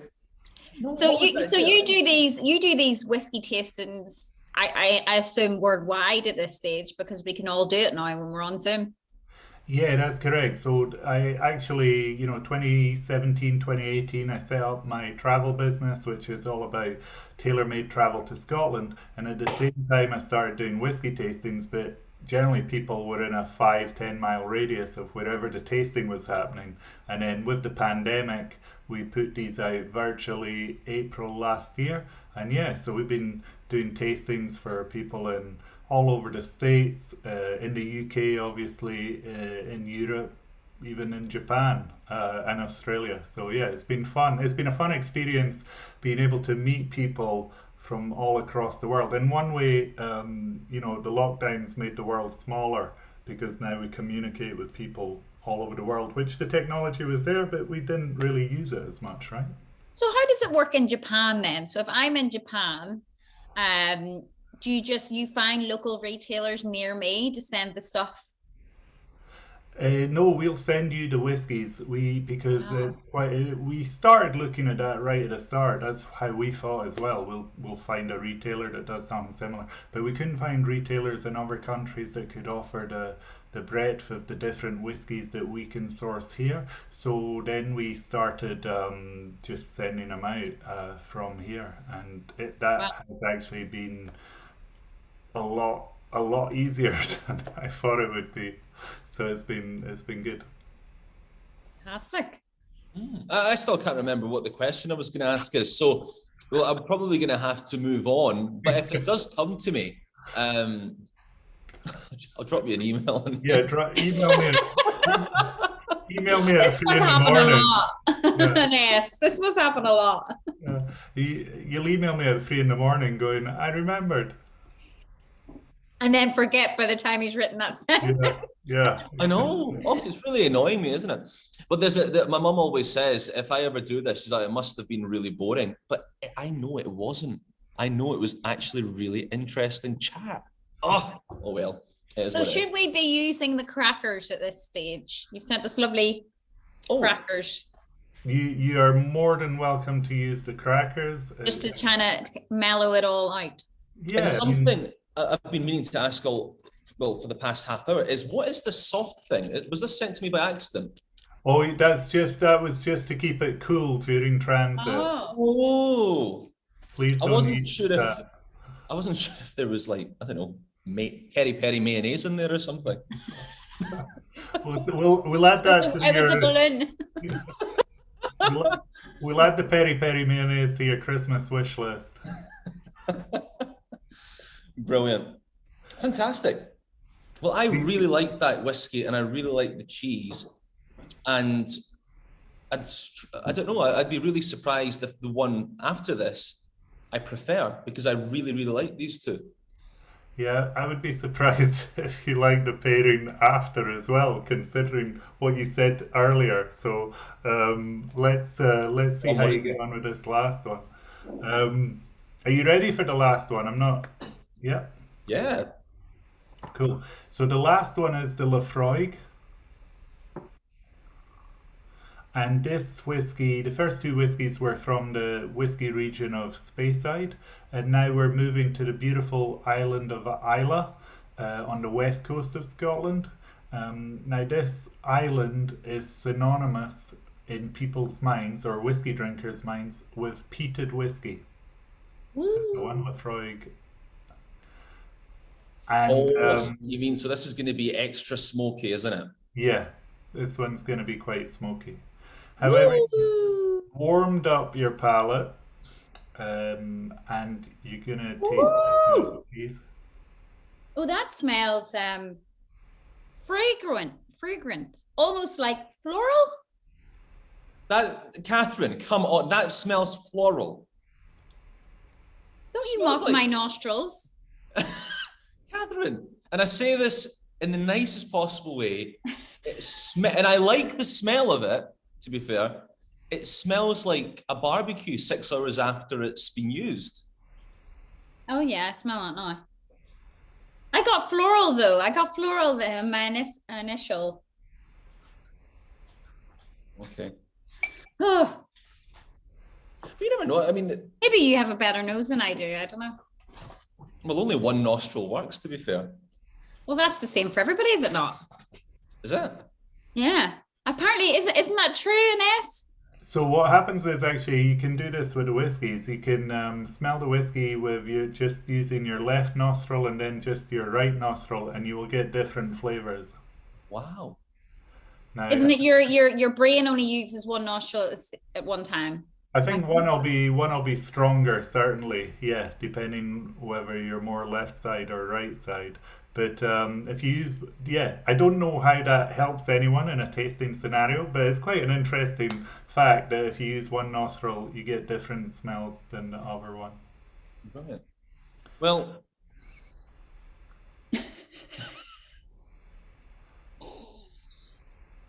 one smells like cheddar, the other smells like whiskey, but it might have something to do with the fact that I've got. Maybe your fingers. Yeah, probably. Yeah. Yeah.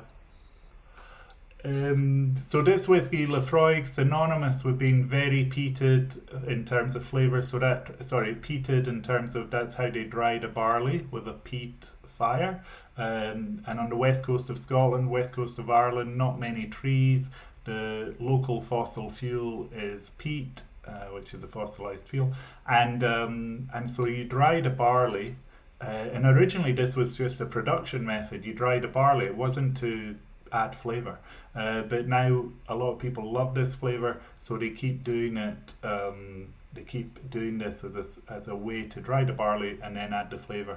Now, Laphroaig is one of the most famous peaty distilleries, and it's on the south coast of the island of Islay, and it's within walking distance to Lagavulin and Ardbeg, which are the other two kind of most famous peated distilleries.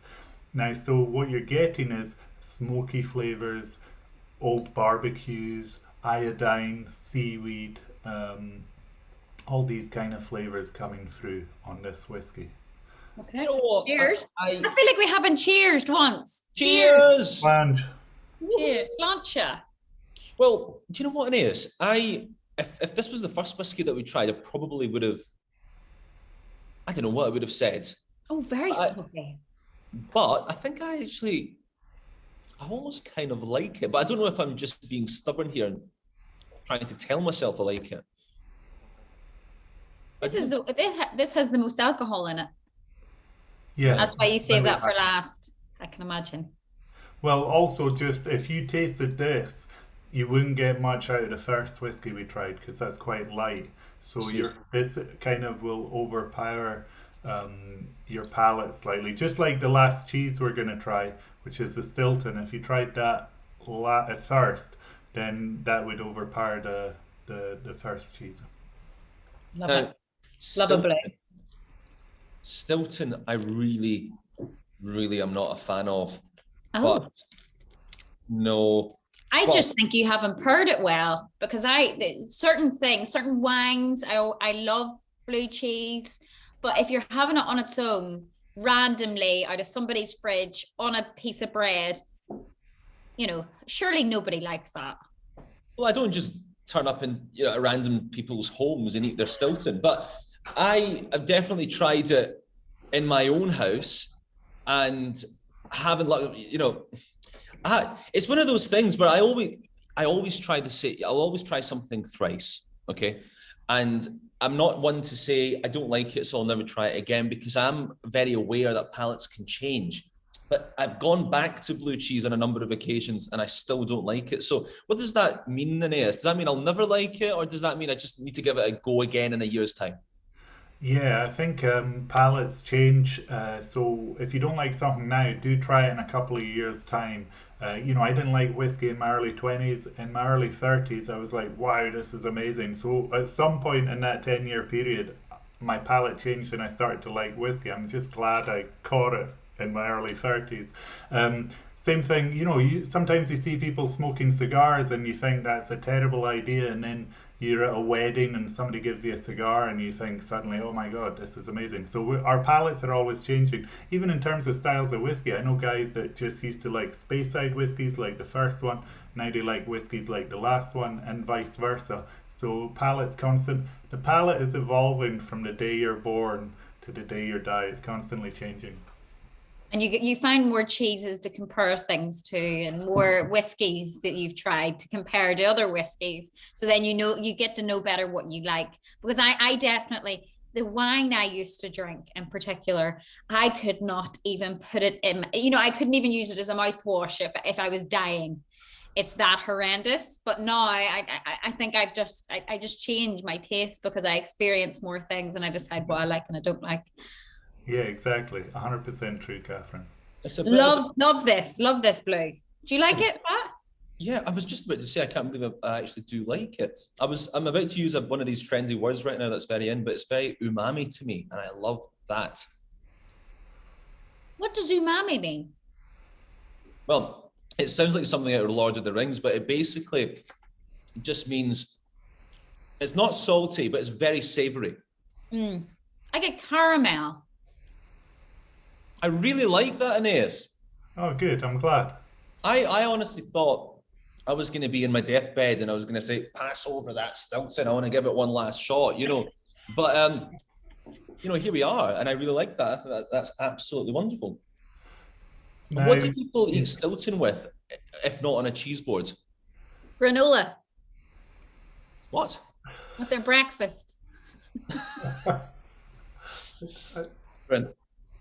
I don't know whether that's true or not, that last statement. But I can. But yeah, you would have it with at Christmas and New Year. A lot of people on the holidays are having it with pork, right? That's a traditional pairing in the UK. You even get if you get a whole wheel of Stilton, people will carve out the middle and pour pork into the middle of the Stilton, and leave the port to kind of saturate into the cheese over the course of a few weeks.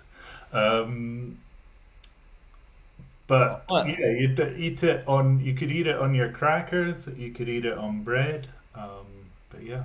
Now, if you imagine where we were with the first pairing, the whiskies evolved a lot in terms of flavor. The cheese has evolved a lot in terms of flavor.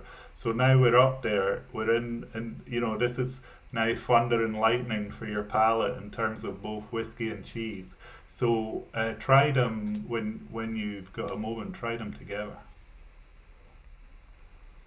Cheese first, then the whiskey? No. Whatever you like.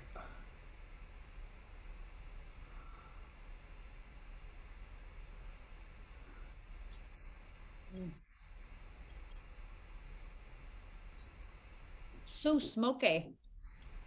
I don't think I've ever tasted whiskey that really tastes like it's been in an oak barrel.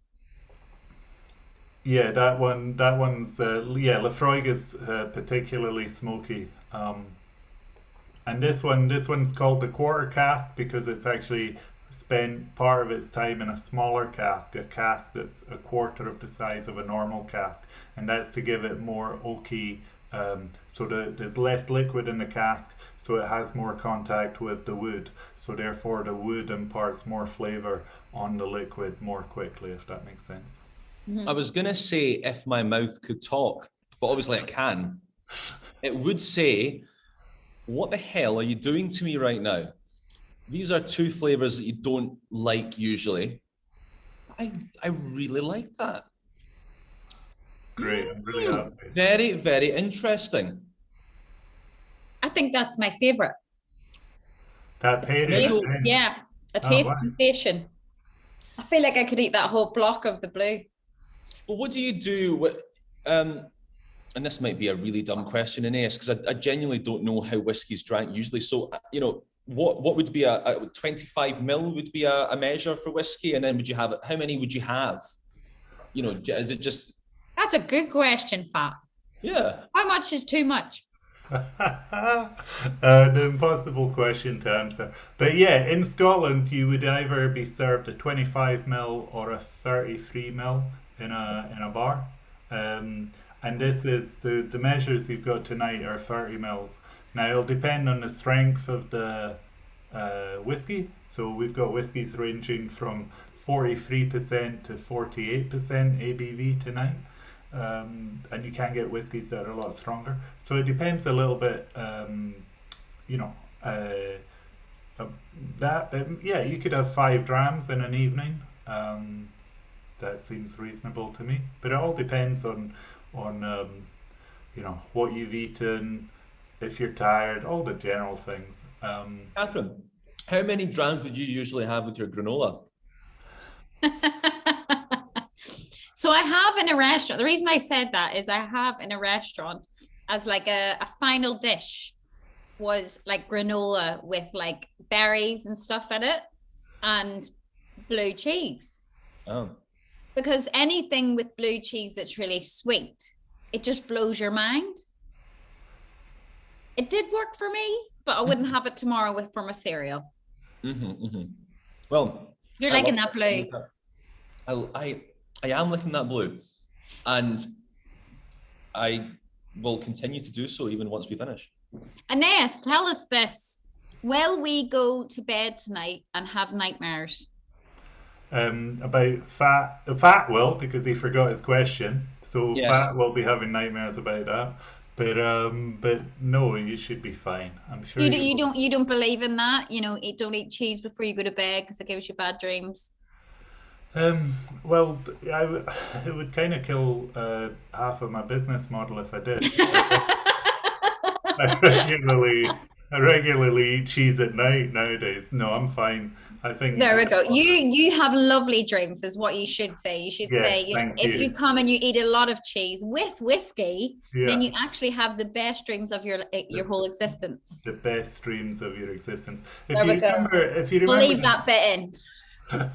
If you remember the Scottish football team in the 1990s under Craig Brown, they were greater than the sum of their parts. Now, these whiskies and these cheeses are fantastic, but sometimes the combos are greater than the sum of their parts, and the flavour of both together is just like amazing, you know. And I think with that blue cheese and that peated whiskey, even if you do it regularly, you will still, when you combine the two flavours, you will still come up with different times. It will come up with different flavours. I did it once and I got barbecued pineapple. That's just what hit my brain, was barbecued pineapple. So weird and random things will happen if you do this pairing again. And I have a little bit left in a couple of my bottles. Anything I should do to mix it up? Yeah, feel Just free. not take them all as shots, because I'm feeling very warm. Definitely warm shoe whiskey. Yes, 100% it is. And if you think about the countries where it's from, Ireland and Scotland, pre-central heating, this is definitely the sort of thing that you would want on a cold morning, waking up on Islay or in Connemara or wherever. So 100% it warms you up. But definitely play around, you know, try the first whiskey with the second cheese, etc., etc. What we tried to do was kind of go slowly on the flavor journey, whatever you want to take, baby steps, and then we took a big step at the end. But yeah. Inez, thank you so much. This has been amazing, and I feel like I've definitely learned something. Fat, what about you? I've learned so much. I've learned that I love something that I didn't think I liked at all. And actually, I was going to say it right at the beginning, but I honestly thought I didn't like whiskey at all. I mean, just generally speaking. And particularly the second one, I've taken a real shining to that. It is so delicious. And even the ones that are a bit more peaty, like the last one, I thought was, you know, if it's really cold and wintry outside, I can see myself drinking that indoors with a couple of friends and some lovely blue cheese. It's almost romantic, isn't it? It's almost romantic at Christmas. It really is. It genuinely is. Inez, thank you so much. This has been so good. I love it. And what would someone have to do if they wanted to experience this? Oh God, Fat's drunk. Inez, what would someone have to do if they would like to participate in your whiskey tasting? Perhaps they want to buy it for someone in their life for Christmas. Where would they contact you? You're all right, Fat. I got you, babe. Thank you, Paul. Yeah, thanks for asking. You could just go onto the website, which is awayfromtheordinary.com, or you could send us an email at whiskey@awayfromtheordinary.com. And of course, don't forget to mention that you did see us and you witnessed a tasting. And hopefully after this time tomorrow, I'll be able to string a sentence together. No, actually, this wasn't the question that I was going to ask, but I am keen to know. What would be your go-to whiskey cocktail, or is that just like a sin as far as you're concerned? No, that's a perfectly good question. I mean, in the bourbon world, I like an old-fashioned, and you can replace the bourbon with whiskies. You can even try a smoky old-fashioned with something like a Lafroig. But a Rob Roy or a Blood and Sand are great. Blood and Sand or a Rob Roy are fantastic whiskey cocktails. Fantastic. I've never heard of either of them, but I'm going to look them up. I reckon, you know, lots of people and, you know, lots of hipsters in the coming months and years will be drinking these cocktails. So I want to feel like I'm ahead of the curve. That's why I'm asking. Yeah, you definitely go for the Rob Roy. Rob Roy. Okay. And yes, thank you so much, both Kathryn and I. Really, well, I'm speaking on behalf of Kathryn because I know she loved it as well. We both really, really enjoyed it. And despite us all being in 3 different corners of the UK, we really got to kind of share an evening together. It was absolutely wonderful. My absolute pleasure, and thanks so much for all the questions. And I look forward to getting the email with the lost question. Absolutely. It'll be so underwhelming, but there we are. I'm sure I'll remember it at some point. Who knew we could have so much fun on Zoom, eh? I know. Cool. Thanks very much, guys. Oh, thank you so much to Inez from Away from the Ordinary. I mean, what a gentleman for, first of all, shipping those out to us. And how cute was the packaging as well? It was wonderful. Gorgeous. And it was, even as somebody who doesn't really love whiskey very much. I just found it a genuinely fascinating hour with Aeneas because he taught me so much about it, and you can have so many different kinds of flavours, and I hope you enjoyed watching that as well. Yeah, and Away from the Ordinary is Aeneas's company, and it's a great gift idea for, especially people in your life that you have no idea what to buy them. You can never go wrong with some good Scottish whiskey. And it's not just a whiskey, it's an experience, Kathryn, because Aeneas gets involved and you learn... He comes round your house. He comes round to your house via Zoom, and you learn about whiskey and you get to taste Scotland as you do that, and it's a beautiful thing. So thank you very much once again to Aeneas from Away from the Ordinary, and welcome back to Caledonia Festival. We are here in Stirling, live from Stirling to your house, and we are celebrating St Andrew's Day. Happy St Andrew's Day to you. And let us know if you are watching and where in the world you're watching us, because we would love to know. Back to the music now. This is Cell Block Tango. Woohoo!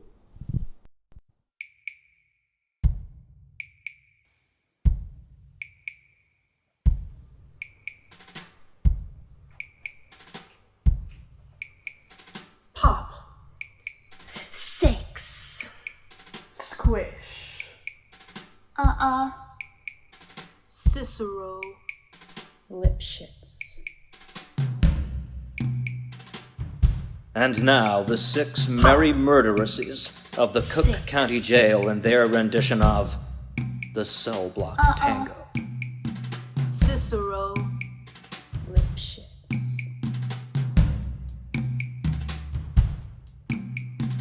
Pop. 6. Squish. Cicero. Lipschitz. Pop. 6. Squish. Cicero. Lipschitz. Pop. 6. Squish. Cicero. Lipschitz. Pop. 6. Squish. Cicero. Lipschitz. He had it coming. He had it coming. He only had himself to blame. If you'd have been there, if you'd have seen it, I bet you would have done the same. 6. Squish. Cicero. Lipschitz. Pop. 6. Squish. Cicero. Lipschitz. He had it coming. You know how people have He had it to get you down? He only had himself to blame. If you'd have been there, Not you. if you'd have seen it, I bet you It's like would him have home done one the night, same. really irritated, looking He for a had little it sympathy. And He there's had Bert, it coming. laying on the couch, He only drinking had a beer, himself and to chewing. blame. No, not If you'd have been there, popping. if you'd have So seen I it, said to him, I said, I bet pop you that would gum one more have done time. the same. He had it coming. He So I had took it the shotgun coming. off the wall, and I He fired only 2 had warning shots himself to blame. into his head. He had it coming. He had it coming. He only had himself to blame. If you'd have been there, if you'd have heard it, I bet you would have done the same.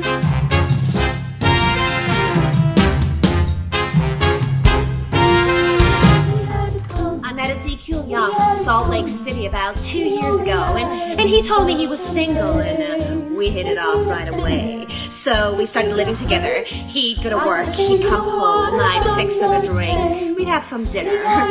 And then I found out, single, he told me. Single my ass. Not only was he married, oh no, he had 6 wives. One of those Mormons, you know. So that night when he came home from work, I fixed him his drink, as usual. You know, some guys just can't hold their arsenic. He had it coming. Pop, 6. He had it coming. Cicero, Lipschitz. He took the flower in his prime, and then he used it. Pop, and he abused it. 6. It was a murder, but not a crime. Well, I'm standing in the kitchen, carving up the chicken for dinner, minding my own business, when in stormed a milkman, and he ran into my knife. He ran into my knife 10 times. If you'd have been there, if you'd have seen it, I bet you would have done the same. Nic kereskedett, és mondjak, hol a híres lakon, le fogta a fejét, de nem igaz. En at taglan banyok. Nim to don. Niek monya Uncle Sam hoi into den. Roboto. Arendor segen meg magnia rasni. The name at the dick meg. Yeah, but did you do it? Not guilty. My sister Veronica and I had this double act, and my husband Charlie traveled around with us. Now for the last number in our act, we did these 20 acrobatic tricks. 1, 2, 3, 4, 5, splits, spread eagles, backflips, flip-flops, one right after the other. So this one night, before the show, we're down at the Hotel Cicero, the few of us boozing, having a few laughs, and we run out of ice, so I go out to get some. I come back, open the door, and there's Veronica and Charlie doing number 17, the spread eagle. Well, I was in such a state of shock, I completely blacked out. I can't remember a thing. It wasn't until later, when I was washing the blood off my hands, I even knew they were dead. They had it coming. They had it coming. They had it coming. They had it coming. They had it coming all along. I didn't do it, but if I'd done it, how could you tell me that I was wrong? They had it coming. They had it coming. They had it coming. They had it coming. They had it coming. They took the flower. I didn't do it, but if I'd done it, how could you tell me that I was wrong? I loved Al Lipschitz more than I could possibly say. He was a real artistic guy, sensitive, a painter. But he was always trying to find himself. He'd go out every night looking for himself, and on the way, he found Ruth, Gladys, Rosemary, and Irving. I guess you could say we broke up because of artistic differences. He saw himself as alive, and I saw him dead. The dirty bomb, bomb, bomb. The dirty bomb, bomb, bomb. They had it coming. They had it coming. They had it coming all along. 'Cause if they use us and they abuse us, tell us that we were wrong. He had it coming. He had it coming. He had it coming. He only had himself to blame.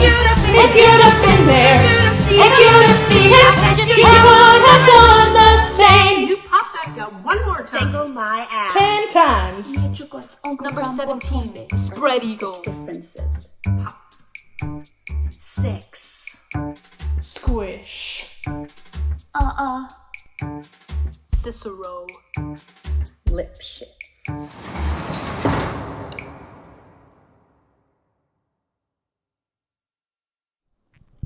Cell block tango, amazing stuff there. So good. So Oh, good. so you met really cool people when you jumped into Loch Ness. Yeah, I did. You know what? It's mad. Sorry to interrupt you, but could you actually describe how we first saw those people? Because Yes. it was quite magical, wasn't it? Yes. So I got out of the car with the idea in my mind that I was going to persist and I was going to get into Loch Ness that day, just for footage, do it for the gram, all that kind of thing. And from the moment I got out of the car, they shouted up at me, "Come on in, the water's lovely." I know. So They weren't even talking to me. They were. It was as if they knew you were about to turn up. It was so nice. It was and the they were spirit of Loch waving, Ness. and the sun was out, and the hills were gorgeous in the background, and Nessie wanted it to happen. It really did. And you went in, and what was it you said earlier? Because it was a pretty interesting fact. About Loch Ness? Yes. I can't remember. What The was it? temperature of Oh, yes. So Loch Ness stays at 5 degrees all year round, which is still quite cold, to be honest. But it was quite a nice... The sun was out, so it was that little bit warmer. But yeah, Loch Ness And it stays was at the same refreshing time. and reinvigorating, and loads of people do it, so I would recommend. The reason I didn't do it is because I genuinely didn't know we were going to do it, so I didn't take a change of clothes. Oh, That's okay, why okay. I also didn't want to do it. Hello, welcome to Caledonia Festival. My name is Fat, this is Kathryn, and we are here celebrating St Andrew's Day in style, grace, and a bit of decorum. Well, actually, no, not the other two, but certainly style. Yes, and now we're going to see that little feature where I spoke and made friends with these lovely ladies at Loch Ness. Hello, well, we're joined with these two lovely ladies that we've just witnessed get into Loch Ness. Ladies, how was it? Really nice, Yeah, actually. it was lovely. It was Nowhere near really as cold nice. as what I expected. Nowhere near. Really refreshing. You've just come out of that, and you seem to be warm and radiant. And me and Kathryn haven't been in there, and we're freezing and shivering. I don't know what's going on here. You'll be fine, Has it you'll got be a fine. magic, a bit of magic in there or something? Probably. You genuinely can every so often feel a warm bit of currents. It is really nice. But with the sun, Yeah, it's the lovely. fact you're going to go in front of the sun, you can feel it. It's amazing.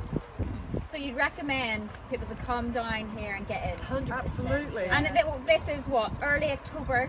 Yeah. What about November? What We about would still maybe do St it. Andrew's Day? If you've got the correct gear, absolutely. Yeah, we would do it, but we've got wetsuits. I wouldn't.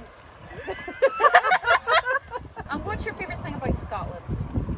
There's just too much. I've personally holidayed here since my son was little, just every single year. We've never really gone abroad because there's so much here, and the beaches. I mean, I lived in Australia as a kid, and there are beaches along Gairloch and around that part of the coast, the west coast, that are equally as beautiful as some of the beaches in Australia. It's really lovely. Completely agree. And St Andrew's Day, if you were to celebrate St Andrew's Day properly, We do. My husband is Scottish. well, so tell me, what do you think Well, is I don't the know about properly, perfect but- way? Well, yeah, what do you think? If you could host this year the biggest St Andrew's Day party ever, what would you organise? Oh wow. She'd organise me coming. Yeah? Well, we always have haggis and potatoes because who doesn't? And we always usually get a Scottish good like craft beer in. My husband likes to do craft beer, so we always get a few beers in. He's probably the only Scotsman I think that doesn't drink whiskey, but much to me his too, father's actually, shame. But yeah, but yeah, so he doesn't drink whiskey, but we always have a good Scottish, Scots beer in. But if I was going to organise it, we've been to a few things like that on like Burns Night and stuff like that, where we've seen Ceangail dancing and kind of real bagpipes, the whole lot. And at our wedding, we had a haggis piped in at midnight, so that was really nice. So yeah, I wouldn't say, I don't know, because my family he doesn't have a lot of Scottish family. So my family are all from, I don't know if you can tell, from down south. Anywhere south of here. You seem like an adopted Scot to me. Definitely. Yeah, definitely my homeland, definitely. They're When we cross the based. border, it's just like, relax, it's just lovely. Yeah. Thank you. I love that, and thank you so much to those lovely ladies, because after that video was shot I did actually go into Loch Ness and it was freezing, but they helped me get back out again because they gave me a lend of their like dry robe stuff They to were warm me so up. Lovely. It was as if they were there doing a public service. I know, it and was getting so paid nice. for it. Amazing people. I love meeting people like that when you least expect it, and then you have two new Facebook friends when you get home. I love it. Yeah, if you are in the area around Loch Ness, or if you're planning to travel to Loch Ness over even the Christmas period, I do believe that they do actually some like New Year's Day dunks. They do. So I would definitely get that on your New Year's resolution list, because it's amazing. I loved it.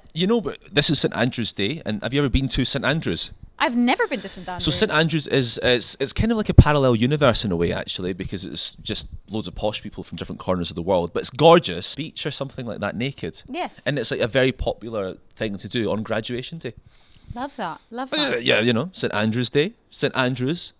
What a great anecdote linked together. It's a beautiful thing. Why are you so unimpressed by that? No, I am. But do you know what? I think I was okay in a swimming costume, and I'll keep it at that for now. Fair play to you. Fair play to you. Folks, thank you so much for joining us. It really has been an incredible day so far. Both Kathryn and I have had such a nice time, and I really hope you've been enjoying the show. We're almost at the penultimate part of the day, aren't we? Mm-hmm. It feels like it's flown through, and I hope you have felt entertained today. And if you are still tuned in, hello to you. Do send us a message on Facebook, Instagram, or wherever you're watching us today, as we'd love to hear from you before we get finished off here. And it's time for the comedy. We're about to get finished off in here. Yeah. So right now we're going to be watching a clip all about the mountains of Scotland.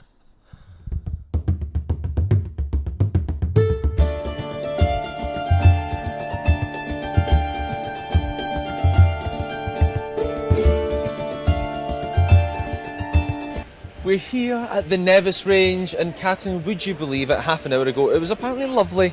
I know. Now not so much. Unfortunately, our gondolas have been turned off due to the high winds and, of course, the drizzly, rainy rain. So we can't go on them. So we're here, and this is usually where you go to get the gondola, and the gondola takes you up to Carnmorn Derg. I think I said that right. I don't think you did. Which is the one you can kind of see just at the top there. So that's the mountain that is in front of Ben Nevis, and obviously today, unfortunately, you can't even get a look at Ben Nevis. So the Carnmorn Derg. Yes. I think that's right, don't know. It stands at more than 1,200 metres Oh my above goodness. sea level. Well, we spoke to a couple of lovely ladies who had managed to get onto the gondola just before the weather turned. The view was absolutely stunning when we arrived. The sun was shining, we could see the lochs either direction. 10 minutes later, zilch, nothing. Nothing. I can send you the photos to show you if you wish. Welcome to Scotland.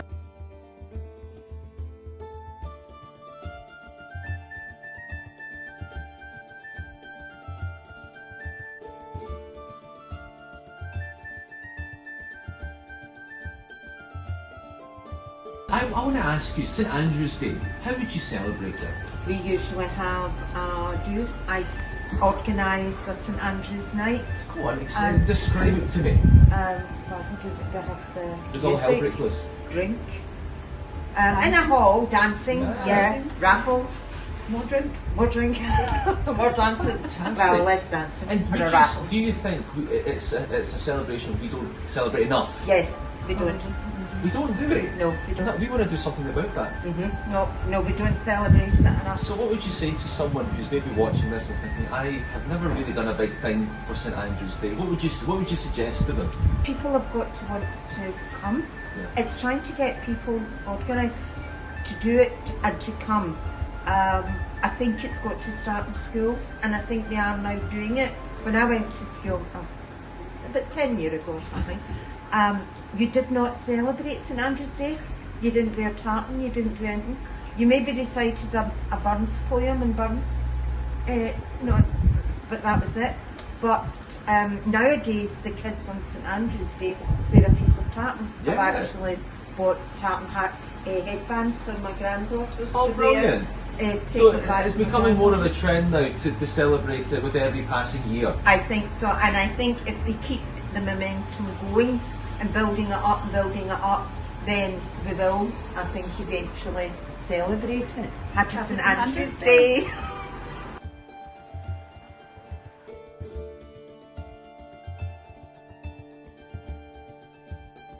The views were absolutely stunning. The panoramic views were gorgeous.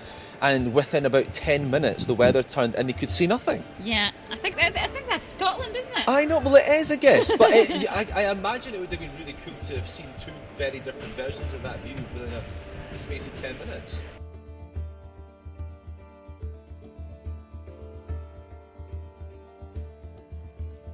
And if you're ever thinking about coming up to see these beautiful mountains, you can come up and you can get on the gondola, as you can see, going up and down behind me there.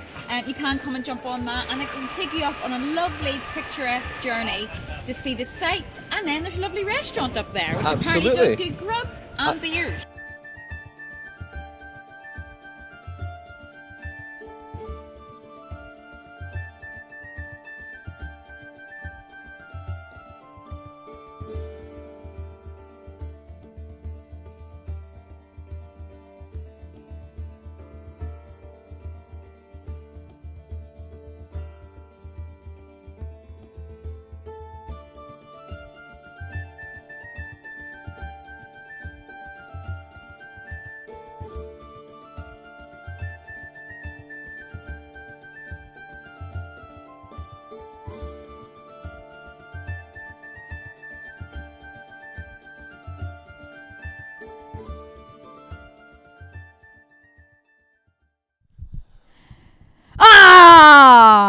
Do you know what? It was so upsetting that we didn't actually get up Ben Nevis that day, but what a lovely piece of footage. We did plan on doing it, Yeah. it has to be said, but the weather unfortunately turned on us.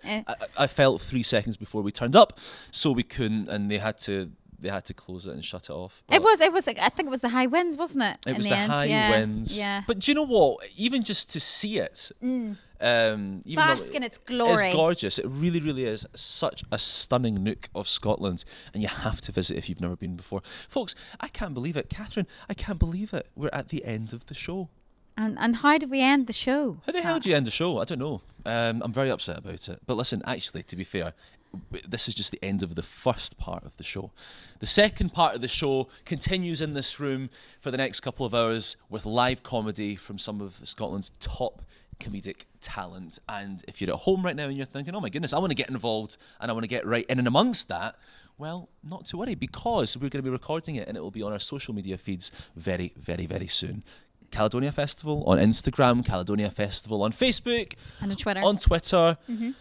Maybe even TikTok. I don't know. And I think our website is caledoniafestival.scot. Absolutely. Folks, so you get it on there too. Thank you so much for keeping Kathryn and I company today. Kathryn, thanks for keeping me company in this room. Thank you. It's been a pleasure as always, Fat. Thank you, Kathryn. And see you very soon. Bye! Happy St. Andrew's Day. Lots of love.